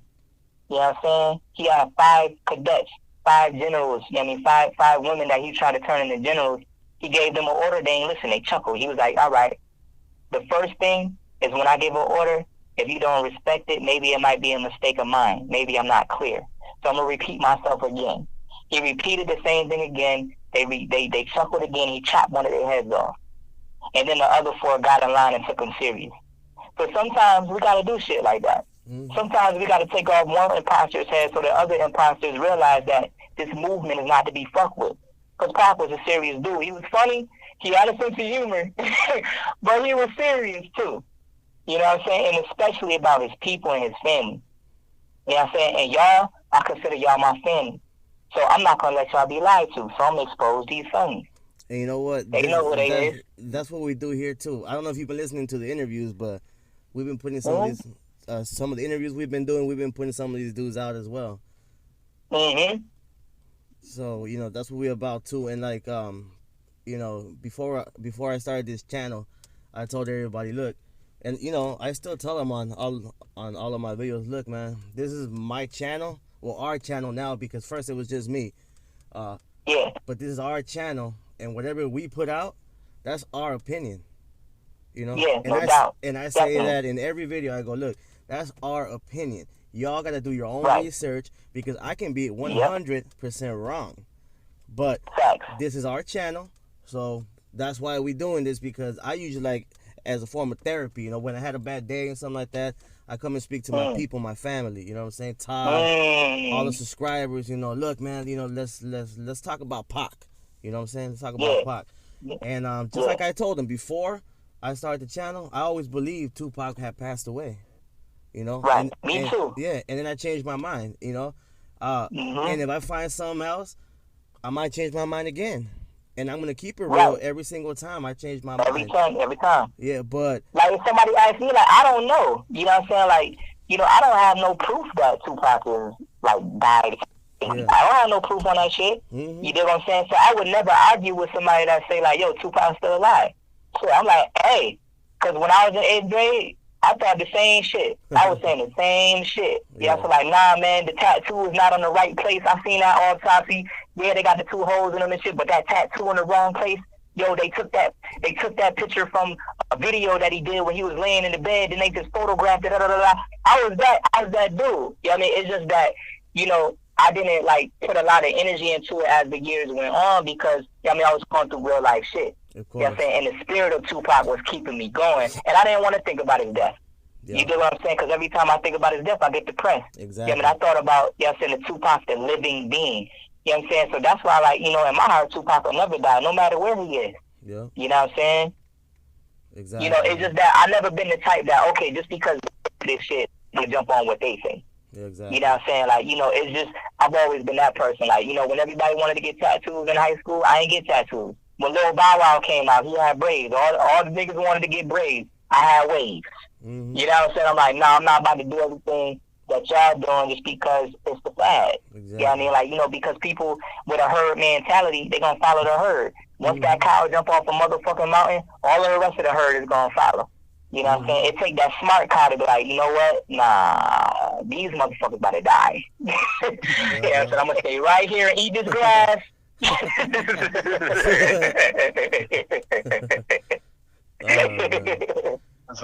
man. There's this movie that's coming out. You know what I'm saying? That we got a wind of, and you know, all the community wanted to know about it. So, you know, I'm like, all right, you know, whoever you guys want me to have on, I'll try to have on. Yeah. Not saying that they're gonna be on, because some people ain't liking what I'm doing or whatever. But we have people on that believe he's passed, you know, all the time, and we never ask him any questions about him being alive, because this channel is about everybody, man. You can believe he's dead, alive, but this is just about Tupac right here. You know what I'm saying? We're here for him, and because this is what I like to talk about. You know what I'm saying? In my, just like I said, in my spare time. But anyways, there was this movie that was. I love the discussion. Yeah. There was this movie that was supposed to come out, right? And we had the guys on before, you know, and I had just barely met them, so we're just chopping it up. I asked the questions that everybody sent me to the email, and that was it. And then we were gonna have him on again, but I'm like, you know what? Let me do some research on this cat, because I don't really know who he is and this and that. So I went back and listened to the interview, and went and listened to some of his other stuff and what he was saying. And I, talked to Todd, and I'm like, Todd, man, this guy sounds like he's bullshitting, you know what I'm saying? I mean, he sounds like he's lying a lot. I didn't catch it on the first interview, really, you know what I'm saying? But listening to it again, he sounds like he's lying. And Todd's like, well, you know what? Let's have him on, and let's just ask the question that the people are asking, because a lot of the fans and the subscribers also, were telling me, look, man, I heard the interview, and this guy sounds like he's kind of full of it. So I'm like, okay, well, you guys send the questions, and I'll ask any question y'all guys want. So I picked out like 5 or 6 questions, and the first question that I asked, he got so hostile, man. I don't know if you ever heard the interview, but it's on the channel. It's the Rick Boss interview, and he got so hostile, and he basically just kept running into a wall. And I told him, look, I got no problem, of you making a movie and stuff like that. I'm obviously not part of the family or all that stuff. Yeah. So I have no say in that. But, when you're coming on here, and, I have no problem if you would have came on and said, look, this is just basically my opinion on the research that I've done. It's just my opinion, so I'm making a movie on it. But he came on saying, no, these are straight 100% facts, and anybody that does not believe this is basically stupid. I speak to Asada Shakur, and I have her on this and this and that. I was a killer for Suge Knight. And so he's, what I'm saying? And you got to be an idiot to believe that stuff, right? Right. And so me and Todd... You talk about that low-budget Tupac movie? Yes. Yep. And they had the Mexican homie playing Tupac. Exactly. That, man. Yeah, you should, hey, K-Lon, you should hear the interview, dog. I guarantee you'll start laughing, bro. You'll be like, hell yeah. I'm gonna listen. I'll send you a link on Instagram so you got it, K-Lon. Yeah, because my comrades was asking me about that, and when I seen it, I started laughing. Like, when I seen the little trailer that they did, I'm like, oh, shit. Yeah, man. And then, like, the homie that played Pac, like, my comrades had told me, like, he, because he was cool, with my people at one point. And then, he said, listen, if they pay me $500 to play Pac, I'm going to play Pac. Yep. Exactly. I'm like, hey, go ahead, then get your money, homie. And you know what? And it's funny that you say that, because I was cool with dude too, and he got mad at me and told me, look, take down my picture, because I don't like that interview. You know what I'm saying? Because it's affecting my family or my career. And I'm like, look, bro, you agreed to be on the interview. It's not my fault that your grown ass is associating with these fucking clowns. That's not my fault, bro. You're old enough to know that these fools are some busters, and they're lying to everybody. You feel me? And then he's like, well, he got mad and basically blocked me, dog. And I was like, you know what, man, I'm not gonna be doing this anymore. Fucking having these people on that I don't know. I'm gonna do my research, and I'm gonna put them out, because it's cool. Like, and just like I said, look, man, if somebody wants to make a movie, fuck it, whatever. I respect everybody's hustle, whatever. Like I said, I'm not part of the family, so I can't say shit. But I would have not said nothing if it would have came out like kind of like how we do. Hey, look, man, this is what we're saying. Look, this is just my opinion, bro. I might be 100% wrong. Don't listen to me, man. Y'all have to go do your own research. Maybe, maybe I'm wrong. But I'm just making a movie because I love Pac. Fuck it. Right. Then y'all had Kenny on the show before, right? Huh? Y'all interviewed Kenny before, right? Who's Kenny? Pac cousin. No. I was going to, but he never answered back. Oh, okay. Yeah, but you took the initiative, though. You know what I'm saying? You got people out here, that don't even try to connect with the family. You dig what I'm saying? And I ain't saying, you know what I'm saying, like, yo, that's what you should do. Like, you need to, you know what I'm saying? I'm just saying, like, you took the initiative to, to do it. You know what I mean? Like, but these dudes didn't. Yep. You know what I'm saying? Like, they could have reached out to Aunt Glow.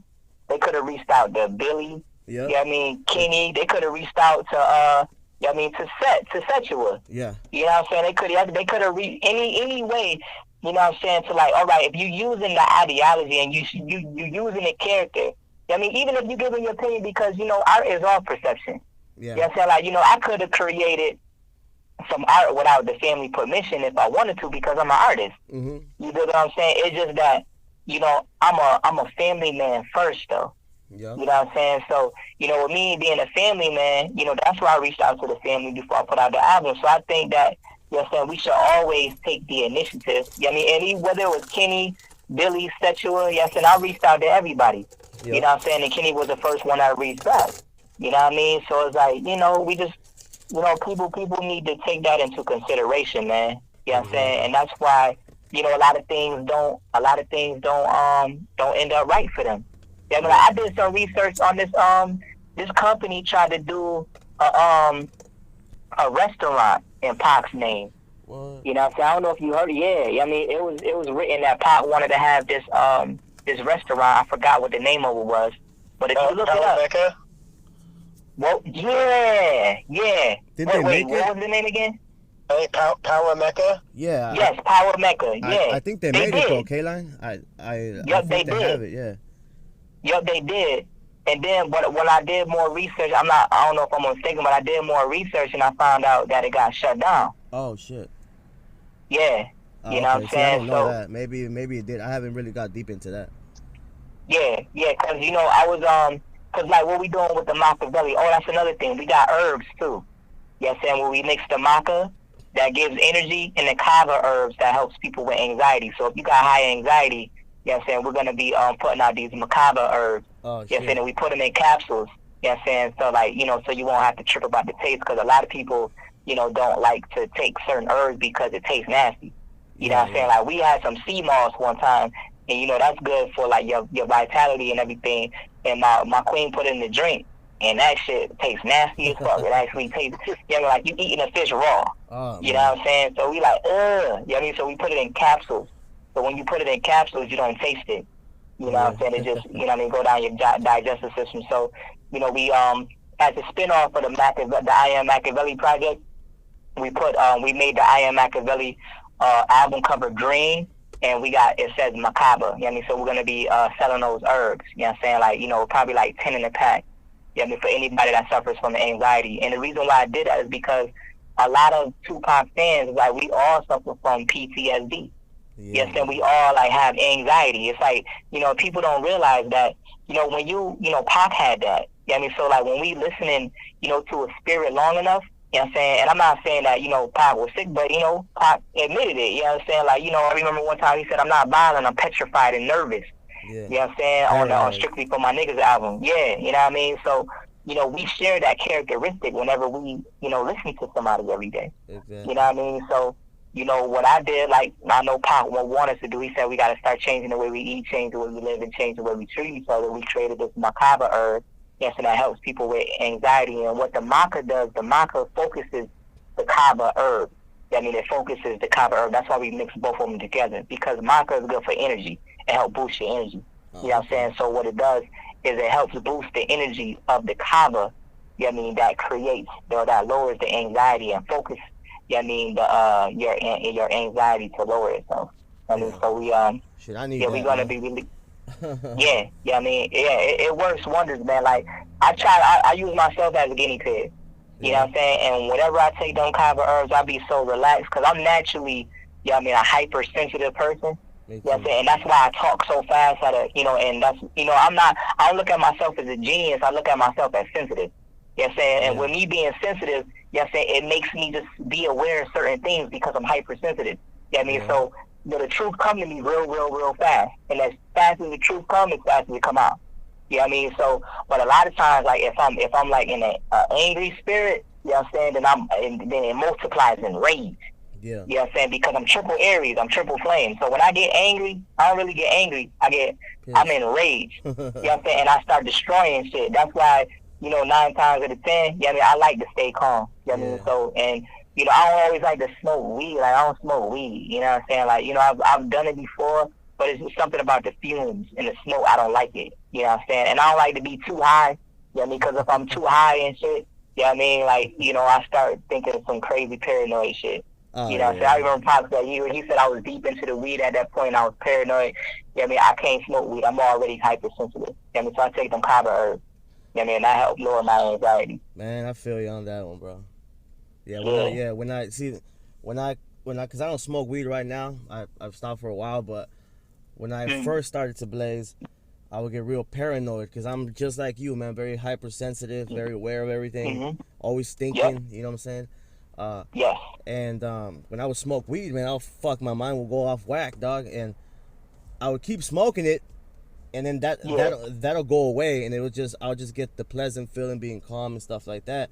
But I would have to stop because it, and I don't hate to put down people that smoke weed, but weed makes you lazy, man. Sometimes, Yeah, it do. And I hate being lazy, man. I like to get up and provide for my family, which I've always done. And once I start feeling a little lazy, man, I get so fucking annoyed by it, bro. And as soon as I started feeling that laziness, I go, man, fuck this. So I kind of stopped. You know what? I'm gonna try something else. So what I've been trying is just meditation. Hearing like classical music and stuff like that nowadays. But but I really need to try that herb that you're talking about because I have real high anxiety problems, and that's why just like you, bro, when I talk, sometimes I talk too fast and I sound like I'm stuttering because I'm trying to get it out so fast. Right. You know what I'm saying? Yeah, if you paid attention to some Pac or some Pac interviews, Pac would say this thing that he's gonna say like 5 seconds into the future. Yeah, and then mix it with what he's saying in the present, and he'll be fucking up on his words. And I remember one time he was like, I feel like a deer getting caught in the headlights because it's like a fight to find the right word. You know what I'm saying? And like, if you really pay attention, it's like, and Pop, you like, you was gonna say that 5 seconds into the future, but then you said it too fucking fast. Yeah. And then you mixed it with what the fuck you were saying. Nigga, I know what the fuck you did. You can't fuck with me. You can't fuck with me. Yeah, you know what I mean? That's funny, man. And it's crazy. I guess everybody that has the same issues with him kind of gravitates towards music. It's a trip, man. Yeah, for real, definitely. Yes, it's in the spiritual DNA. Music's crazy that way. I know, like, depending on what kind of mood I'm in. If I'm angry, I listen to certain music. If I'm upset, I listen to certain music. If I'm having anxiety, I listen to certain music. So let me ask you this, K-Lon. So what Tupac song would you listen to when you're angry? Oh, man. Fuck all y'all. Yeah, that's a good one. I don't need nobody. Yeah. Fuck all y'all. Fuck them. What about when you're... fake ass bitches? Yeah. I like that one. Yeah, and Hellraiser. Oh, I love that. Song. And it's crazy. Those on the same album too. Yeah. Are you still down? Are you still down? Yep. That's right. What about like if you're feeling down, depressed? What Pac song? Dear Mama. If I'm feeling sad, Dear Mama. I listen. There's a couple of ones I listen to when I'm sad. I listen to So Many Tears. Yeah. Yeah, just the beginning of that doom doom doom doom doom doom. Like when that bass come on, it's like, yo, I feel that shit. And also when I'm sad, I listen to it's a different sadness. Like if I'm feeling sad about like my brother getting killed, I listen to Life Goes On. You know what I'm saying? If I'm sad, in my relationship, I listen to Happy Home. You know what I'm saying? If I'm sad and just like if I'm feeling like depressed and lonely, you know what I'm saying, I listen to So Many Tears. But there's another one, you know what I'm saying,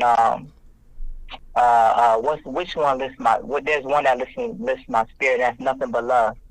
Like, I ain't got nothing but love for ya. Oh, yeah, right. And Unconditional Love. Like, Unconditional Love, yo, that's like my favorite Tupac song ever.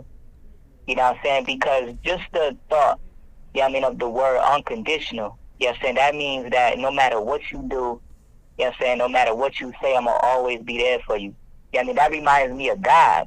Yeah. You know what I'm saying? Because it's like, we all fall short, you know what I'm saying, of our full potential every day.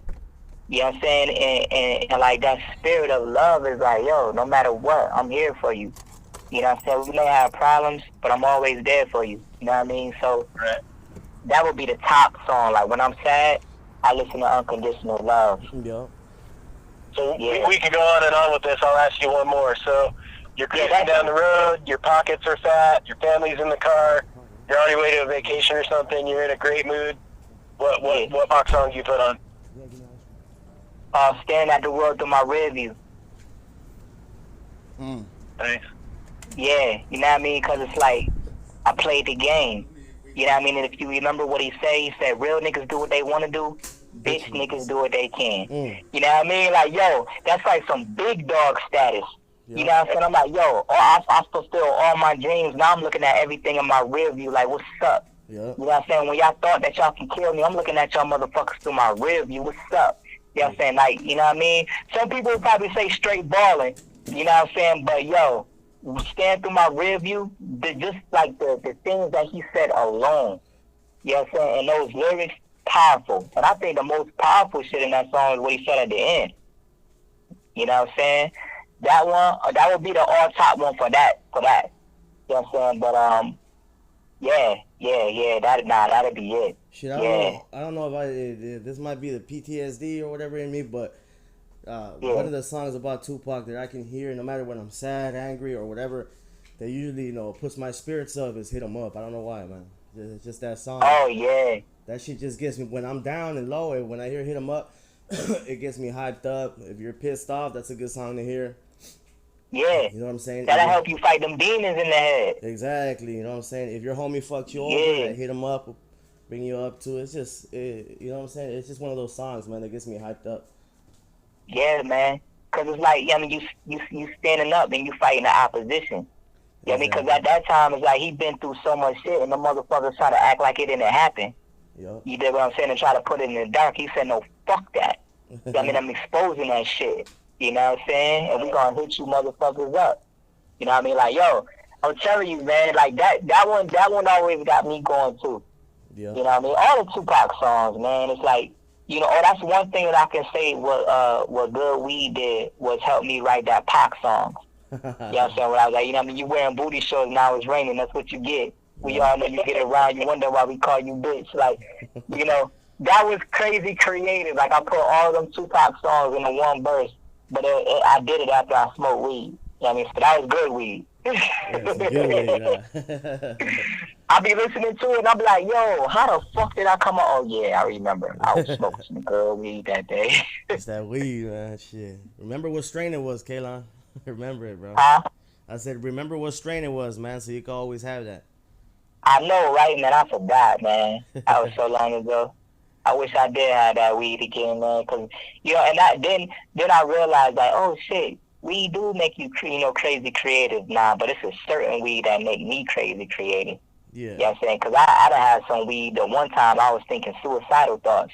Oh, you know what I'm saying? And my mama had to sing to me and hold me. I was crying. I was going through all types of emotional shit when I smoked that batch of weed. And that's what scared me away. I'm like, man, these motherfuckers be fucking shit up. I'm about to grow my own shit.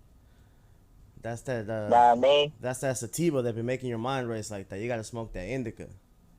Yeah, right. The indica. I don't know nothing about that shit. Oh man, shit, I know all about it. If you ever got questions, man, just holler at your boy. All right, I'm definitely in.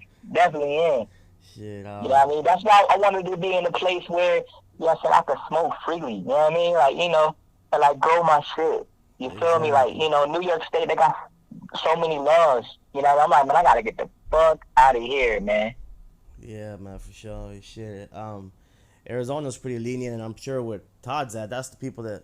Oh, well, never mind. I thought Todd was in Denver, but he's in Seattle, right, Todd? Or no, we started the same. The laws passed here when Denver did, but they got it rolling ahead of Washington because I'm up in Washington. Okay, but it's legal there now, right? Yeah, it is. All right, that's a shot. Yo, and I heard, like, I met a friend, and they told me that Washington has a lot of green. You know what I'm saying? Like, just the land, it's a lot of land. And, like the air is clean. Is that true? I'll send you a picture of my yard tomorrow. Yeah. When it's light out, I live. It's green grass, green trees right now. There's no leaves, so a lot of the trees are brown, but evergreen everywhere. I mean, it's the prettiest place on the planet. Wow, yo, what's the weather there? It rains all the time. That's why it's green. Oh, that's perfect. I love the rain, bro. Do it get real cold? No, I mean, where I'm at, I get snow maybe like 5 days out of the year. And then, winters are mild, but we get all 4 seasons. So Shit. Okay. That's beautiful, man. summer's not too hot, winter's not too cold. Spring and fall, it rains a lot. So Okay. Yeah, man, because that's why I came to Texas, man. Yeah, so I'm like, man, I want to be where the good weather is.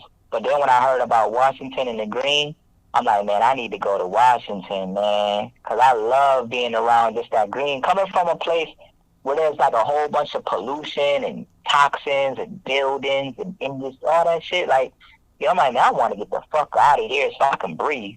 You know what I'm saying? You ever been to New York City? It smells.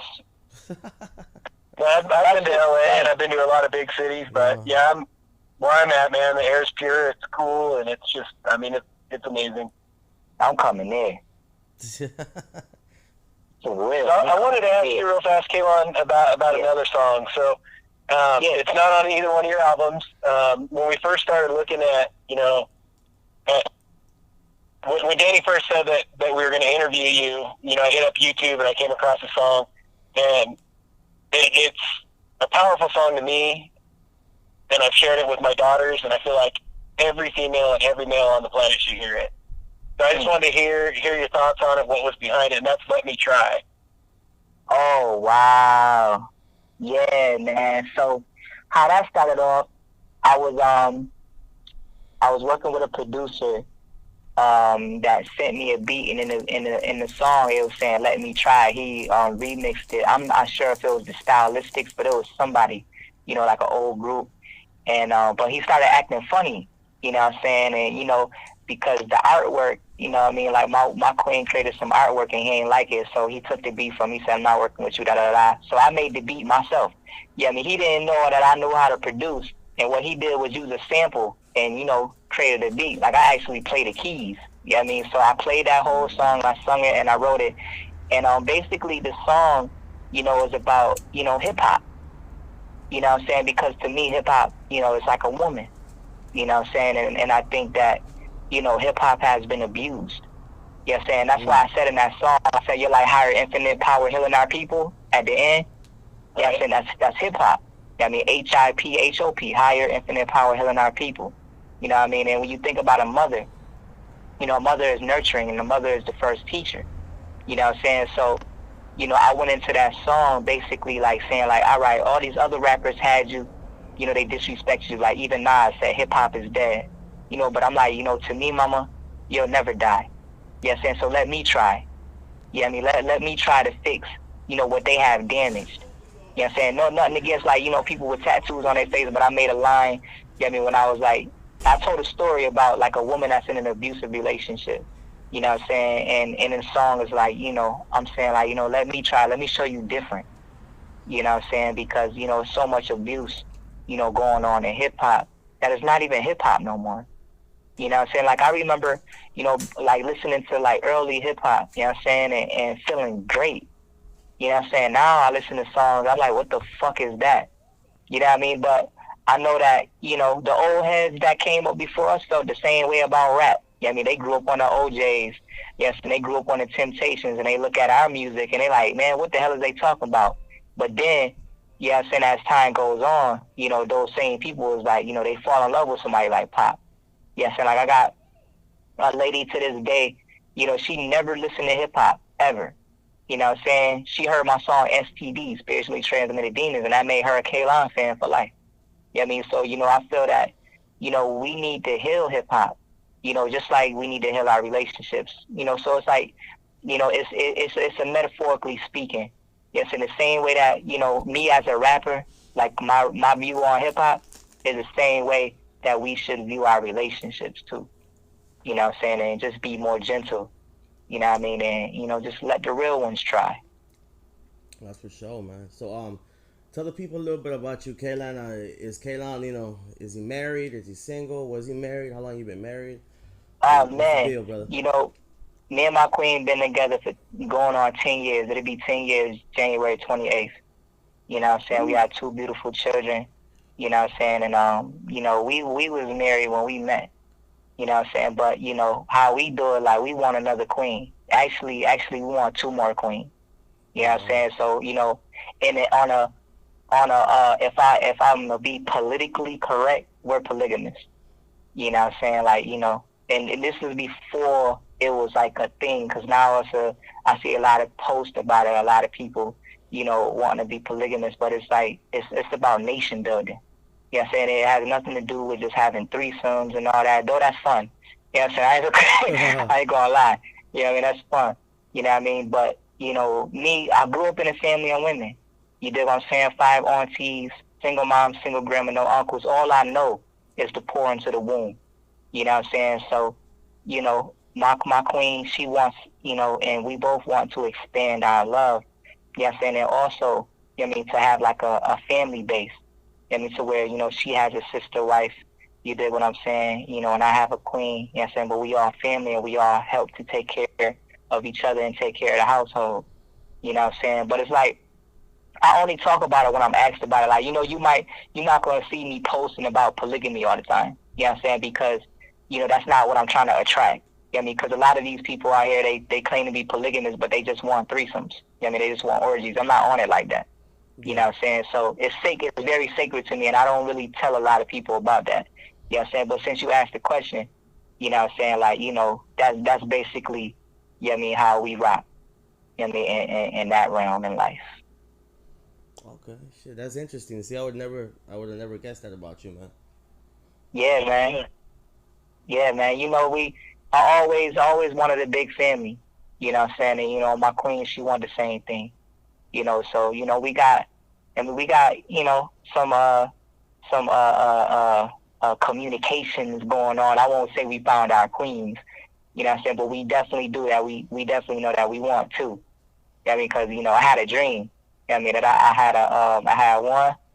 We had one caramel queen, and then we had one Puerto Rican queen. You know what I'm saying? And it felt so like full. It was like this life and love in the house, and you know, and as men, a lot of times, you know, our women give us a lot of emotional shit. Mm-hmm. You know what I'm saying? So, you know, the way that we view it is like sometimes I may be shut off from her emotions sometimes. I mean, even though I grew up with women, you know what I'm saying, and I'm like, you know, I'm prepared for that. You know, sometimes I be wanting to break from all that emotional shit. Yeah. You know what I'm saying? Because, you know, I grew up with nothing but women. You know what I mean? So it's like, in order for me to be a man, I had to overstand my emotions. You know, so when I had the dream, you know what I'm saying, you know, my queens, they were like basically had an emotional moment to themselves, and they talked about their emotions, and they were able to heal each other. So then, you know, once I got home, it was more like, oh, okay, daddy's home. So now we about to have fun and we ready, you know what I'm saying? Because daddy about to come and establish his business. You know what I mean? Because that's what I do as a man. You know what I'm saying? I got to handle business. You know what I mean? So, you know, when I came into the house, it was nothing but love. You know what I mean? And I told her about the dream. She said, yeah, I want that. So, you know, she rocked with me. But, you know, we have our ups and downs. You know what I'm saying? Like, you know, we had a disagreement today. You feel me? Because, you know, sometimes it's like, you know, I'll talk to a female and then I may not include her, but it don't be purposely. It's just like, you know what I'm saying? We just talking, we conversing, you know, and she like, yo, listen, if you going to do that, like, include me. I'm like, all right, I'm just saying, and, you know, you asleep, da, da, da. You know, so we had a disagreement, you know, but we talked through it. You know what I'm saying? And, you know, that's really what she wants. You know what I'm saying? You know, she wants that family unit. You feel me? To where it's like, you know, it's not no slick shit. Because if you think about it, so many people are polygamous, you know what I mean, and they don't admit it. You know what I'm saying? It's like, you know, I had this one girl like, oh, no, I don't share my man. But yet, you having sex with this dude, that dude, and that dude. So you're a polygamist. You know what I mean? You just not real about it. Yeah. You know what I mean? You preach the monogamy, but you live in a polygamous life. You know what I mean? So what we do, I'm just real about it. You know what I mean? I'm like, yo, listen, you know, I'm not going to cheat on my queen. You dig what I'm saying? Like, you know, if you interested in me, you know what I'm saying? You know, I'm interested in you. You know what I'm saying? I'll introduce you to my queen. And if she rock with you, I rock with you. You know what I mean? It's like, you know, it's simple like that because, you know, I can't cheat. You know what I'm saying? Like, it's not in me to do. You know what I mean? I'm very honest. You know what I'm saying? And, you know, I told my queen from day one, like, you know what I mean, if we together, you know what I mean, just keep it real with me because I'm going to always keep it real with you. You know what I'm saying? And this was something that we talked about, you know, like early in our relationship. And at first she was like, nah, I ain't with that shit. And I was like, all right, cool. You know what I mean? This is like back in like 2011. You know what I mean? So, you know, but as the years went on, it's like we started to grow into that, you know what I'm saying, and expanding our family, you know what I'm saying, and, you know, just building nations. Because, you know, I want to have islands. You know what I'm saying? I'm working to have islands so I can build, like, you know, my own civilization. You know what I'm saying? And our babies, their last name is Spirit. You know what I'm saying? And we named them Spirit because we want to form a spiritual generation. You know what I'm saying? So, you know, with us forming a spiritual generation, you know what I'm saying, it's like we want to have our own island so that we can do that. You know what I mean? And build a civilization, you know what I mean, how we see fit. You know, I think that, you know, it's like Mahatma Gandhi said, you know what I'm saying? He said, you know, you got to be the change that you want to see in the world. You know what I mean? So, you know, that's what I'm doing. And it may not be, you know, what everybody else is into. You know what I'm saying? Like, you know, I told my mom one time, you know, about how we want to live our life, and she was like, that don't surprise me at all. I'm like, what you mean? She was like, you know, I always knew that you was going to have a woman that was going to treat you like a king. And I was like, why? Because I'm special? She said, yeah, because you're special, but you're lazy too. I'm like, yeah, you right about that. You know what I'm saying? You know, and I got a good-ass woman. You know what I'm saying? Like, you know, we've been through everything together. And when I say everything, we've been through everything together. You know what I'm saying? Like, you know, everything. You know what I mean? Like mental abuse. You know what I'm saying? We've been through emotional abuse. You know what I mean? Even in our homes, you know what I'm saying? We've been through, you know, crazy abuse, you know what I'm saying, before we got together. You know what I'm saying? And, you know, we had a lot of fights, you know what I'm saying? But, you know, we able to, like, work things out. You know what I mean? We've been homeless. You know what I'm saying? We've been through all types of shit. You know what I mean? So, you know, we like, fuck it. We doing what the fuck we want to do. I feel you on that one, man. And you know, that's the beautiful thing about marriage, because I've been through basically everything you said, man, you know, too, with my wife. Yeah. And, you know, we're still together, and it just makes it, after the storm, you know, it just, you would think, I mean, the way I grew up, you know, I'm Mexican, so, you know, Yeah. there's a lot of macho shit in our culture. And Yeah. I grew up basically, you know, the way my uncles and shit was, they came from over there. So they're like, look, Right. hey, no woman can cheat. You work, you make the money. You know, the woman can work and make money too, but, you know, she got to, you know, cook and clean or whatever. She can be independent to a certain extent or whatever. It ain't like the Yeah. Muslim stuff where the woman got to be in the house, blah, blah, blah, but it was a lot of macho Yeah. shit. You know, if anybody No messes doubt. with your woman, you know, go get that peace and go handle your business. It don't matter what you gotta Yeah. do. You know what I'm saying? Mm-hmm. A lot of macho shit, man. But Yeah. I've come to learn, being married, that, you know, that's not always the truth. You know, It humbles you. yeah, it humbles you, and you also start seeing that, you know, no matter how macho a motherfucker is, there's certain things that he's been through as well that weren't so macho. Yeah. Facts. You feel me? And you know, marriage is about forgiveness, because I'm not perfect, and obviously my partner's not perfect, but together, you know, we make one, and I think we're perfect for each other. You know, No doubt. and just like I always tell her, man, you know, I know you don't think you're perfect, but you're perfect for me.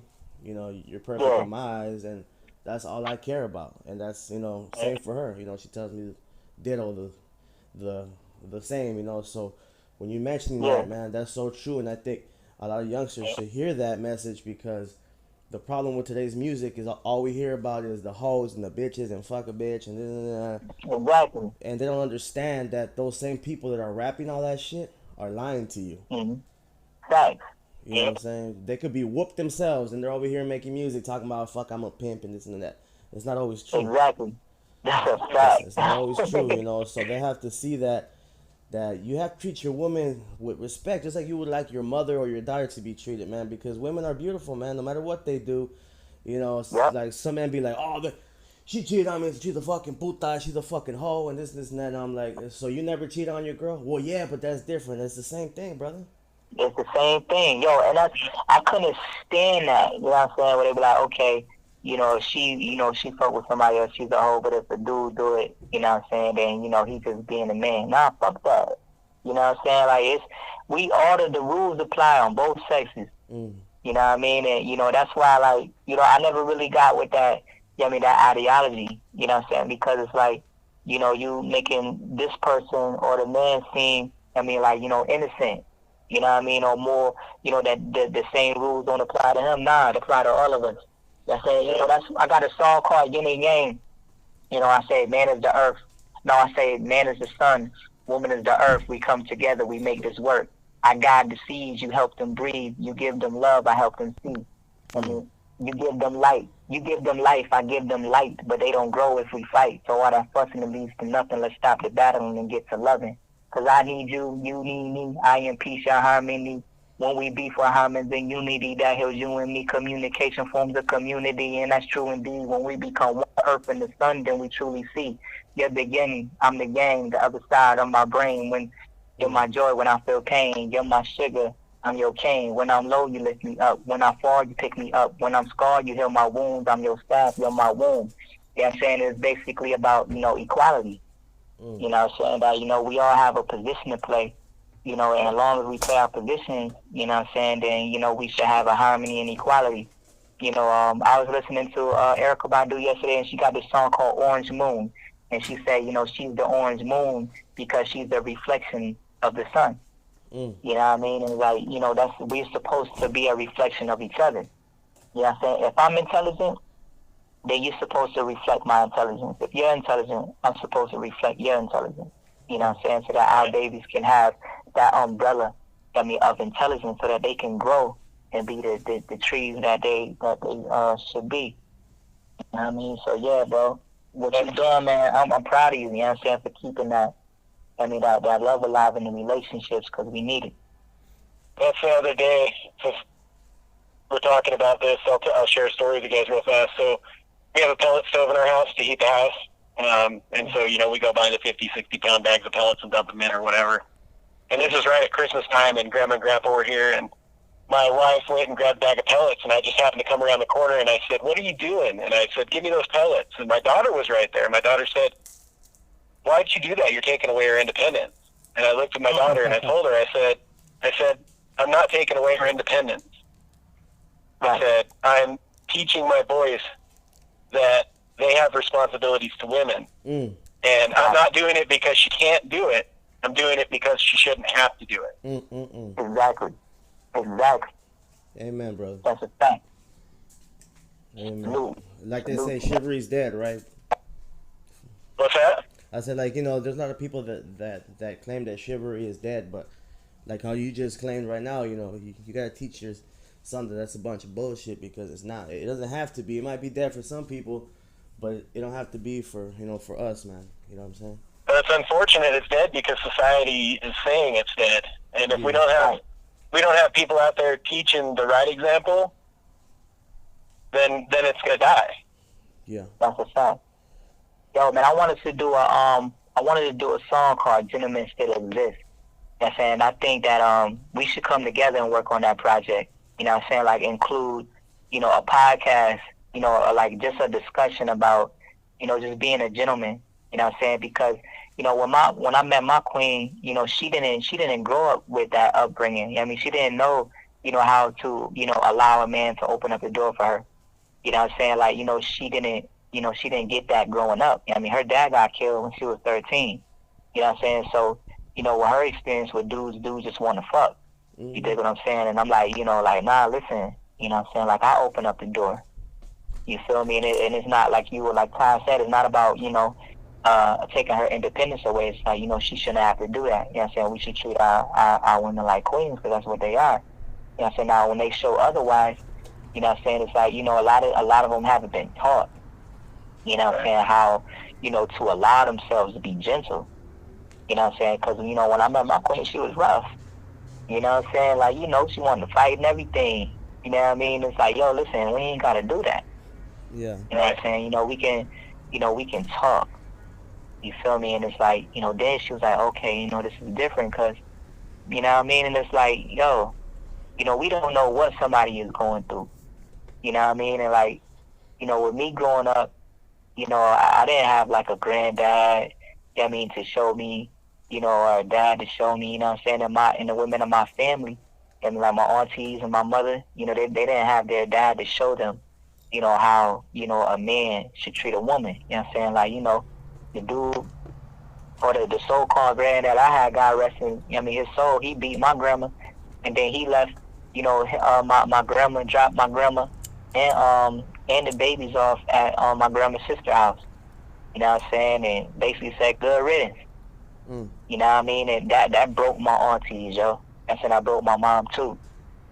So, they taught me. You know what I mean? Like, my auntie was like, be gentle. And my mom showed me, just by seeing what she went through. You know what I said? I seen countless dudes. I fought countless dudes, off of my mom because they was beating her. You know what I mean? So, like, now it's like my mom is, like, a manipulator. You know what I'm saying? Like, she got dudes paying her rent to this day. You know what I mean? Even if they are gentlemen. You know what I'm saying? But she doesn't know how to allow herself to be treated like a goddess because she wasn't treated like that. Mm. You know what I mean? So, that made me like, man, I gotta show her different. So when I was young, I used to tell my mom, like, I was a prince. I was like, you was a queen. I used to tell her, like, you was an Egyptian queen when I was like 7 years old, and she was like, yep, you was my prince. You know what I mean? So, like, we established that bond. You know what I mean? So it's like, I be wishing that, man, I hope she find a man like me. You know what I mean? But because now my mom a firecracker. You know what I mean? She an Aries too. Oh, man, she's a firecracker. You know what I mean? But, she's a beautiful person, a beautiful angel. You know what I mean? But, like I said, some women don't know how to accept that treatment either. Mm. You know what I mean? And that make our job hard because it's like we are trying to fix what either their home did or what the last dude did. You know what I'm saying? Which is just do a whole bunch of psychological abuse. You know what I mean? Then, us being the alpha male, it's like, damn. You know what I mean? We gotta, you know what I mean? Especially when we love, you know what I mean? Because, like, we can easily, like, man, she got too much drama, she got too much baggage, I'm gonna leave her alone. Mm. But then the her want what the her want. Mm. You know what I mean? So it's like, man, we gotta, try our best to make this work. You know what I mean? And show her different. You know what I mean? But then we get looked at as the nice guy or, you know what I mean, the Captain Save-A-Ho. You know what I mean? But it's not like that. You know what I mean? It's like, but our culture has taught us that. You know what I mean? And that's why it's like I got a bittersweet feeling with the culture. You know what I'm saying? I love hip hop for saving my life, but then, you know what I'm saying, the outside layer of hip hop, you know what I'm saying, there are certain things that, like bitches and hoes, you know what I'm saying? Like, I ain't really vibe with that. Yeah. You know what I'm saying? You'll rarely, hear me. Like, I probably, it'd be like, I fucked your bitch, but I'm talking about an enemy. You know what I'm saying? Like, you know what I mean? Your bitch gave me, you know what I mean, suck my life on my dick. I got a dead cock. You know what I mean? That's just being, you know what I mean? That's like, just being, metaphorically swift. You know what I mean? But, like, if you listen to all of my songs, you know what I'm saying? It's like, I praise the woman, you know what I'm saying? Because that's where we come from. Exactly. You know what I mean? Like, my mom, she told me, that my grandma and them, like, told her to get an abortion. You know what I'm saying? Like, before me, she had an abortion. You know what I mean? And she thought she was going to do the same thing with me because she was an aspiring model, aspiring singer. But she chose to have me. You dig what I'm saying? And then she did the best with what, with the resources that she had to raise me. You know what I mean? I was just telling my queen yesterday, like, man, my mom did a good job, yo. You know what I'm saying? Even though, she had her issues, you know what I mean, and she struggled with her addiction, she did a great job. I mean, because she kept good music around me. You know what I mean? Like, sometimes my little brother, like, resent her. Like, man, mommy ain't never do nothing for us and never do nothing, I'm like, man, she put a roof over our head, bro. Yeah. You know what I'm saying? She made sure that we had clothes on our back, bro. You know what I mean? And played good-ass music. Like, I was listening to the Erykah Badu album yesterday, and I'm like, damn, I would have not caught whiff of this if it wasn't for my mom. Yeah. You know what I mean? Like, all of the lessons and, Earth, Wind, and Fire, Keep Your Head to the Sky, like, all this music that she plays for me helped save my life because as I get older and I listen to the songs now and listen to the lyrics, I'm like, oh, shit. That's why I used to be like that. That's why I used to say, you know what I mean, that the woman is my reflection. So when that old man had told me, like, yo, the woman is the moon and you are the sun, when he told me that resonated with me. And I'm like, I know that, but how did I know that? It was that music, bro. I remember one time my mom had me in the crack house.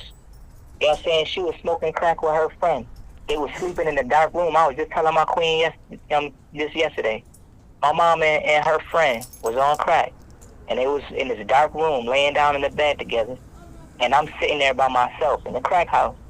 You know what I mean? At this broken table, looking at a broken TV. You know what I mean? On this steel table. And you know what song was playing when I was watching that whole scenery?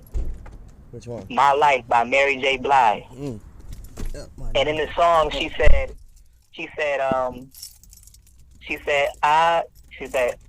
wait, what she said? Ain't gonna make it. When it's hard, you can never fake it. Say what's on your mind, and you'll find in time. And all the negative energy, it would only cease.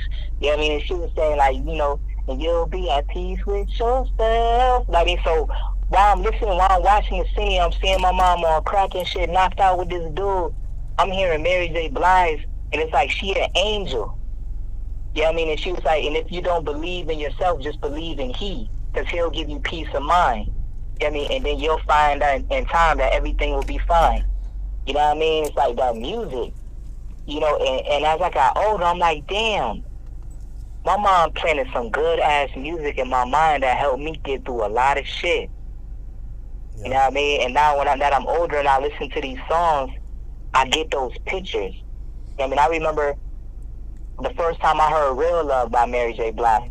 I was on my auntie street. And when I heard that song, it turned that street, it made that street seem lighter.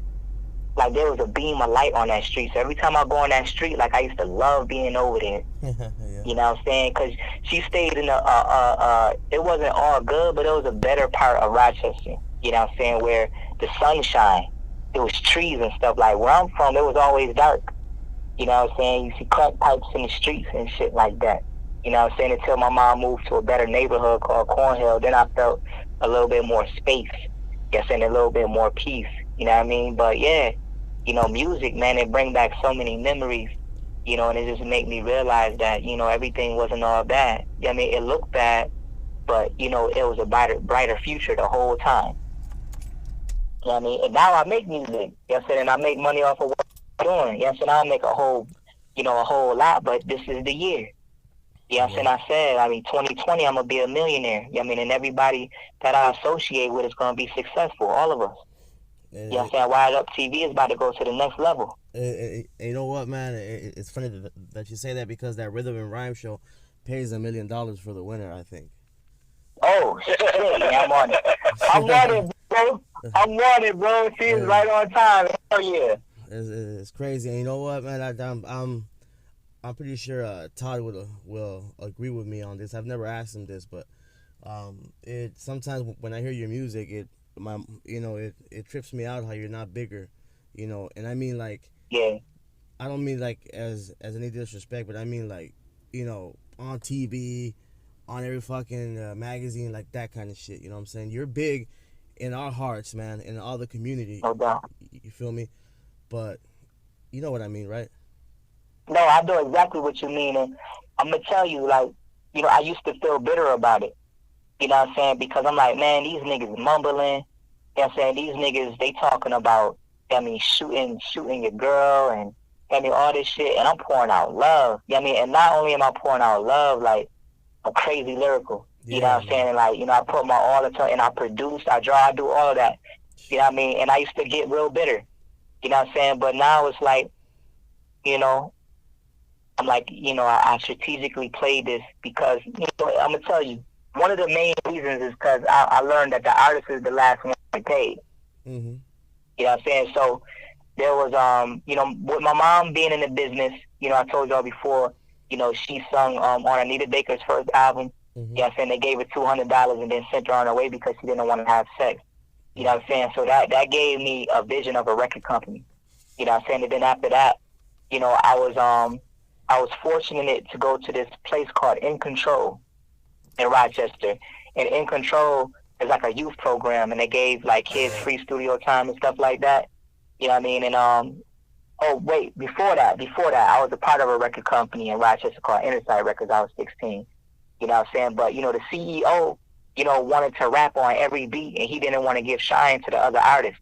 You know what I mean? So that kind of slowed me down a little bit. You know what I mean? But then at the same time, it showed me the game. Like, okay, you know what I'm saying? I'm not gonna do it like him. I'm gonna own my own record company, but I'm not gonna do it like him. You know what I'm saying? And then I went to In Control when I was 19, and In Control introduced the youth to this record label called Rock Music. And Rock Music was like, basically like some OGs from my neighborhood that ended up forming their own company. One dude, Battle Roy, ended up producing for P. Diddy. You know what I'm saying? And another dude named was Tone Simmons. I mean, he's still in Rochester, you know what I'm saying, like, with the radio station and whatnot. And he taught us that the artist is the last one to get paid.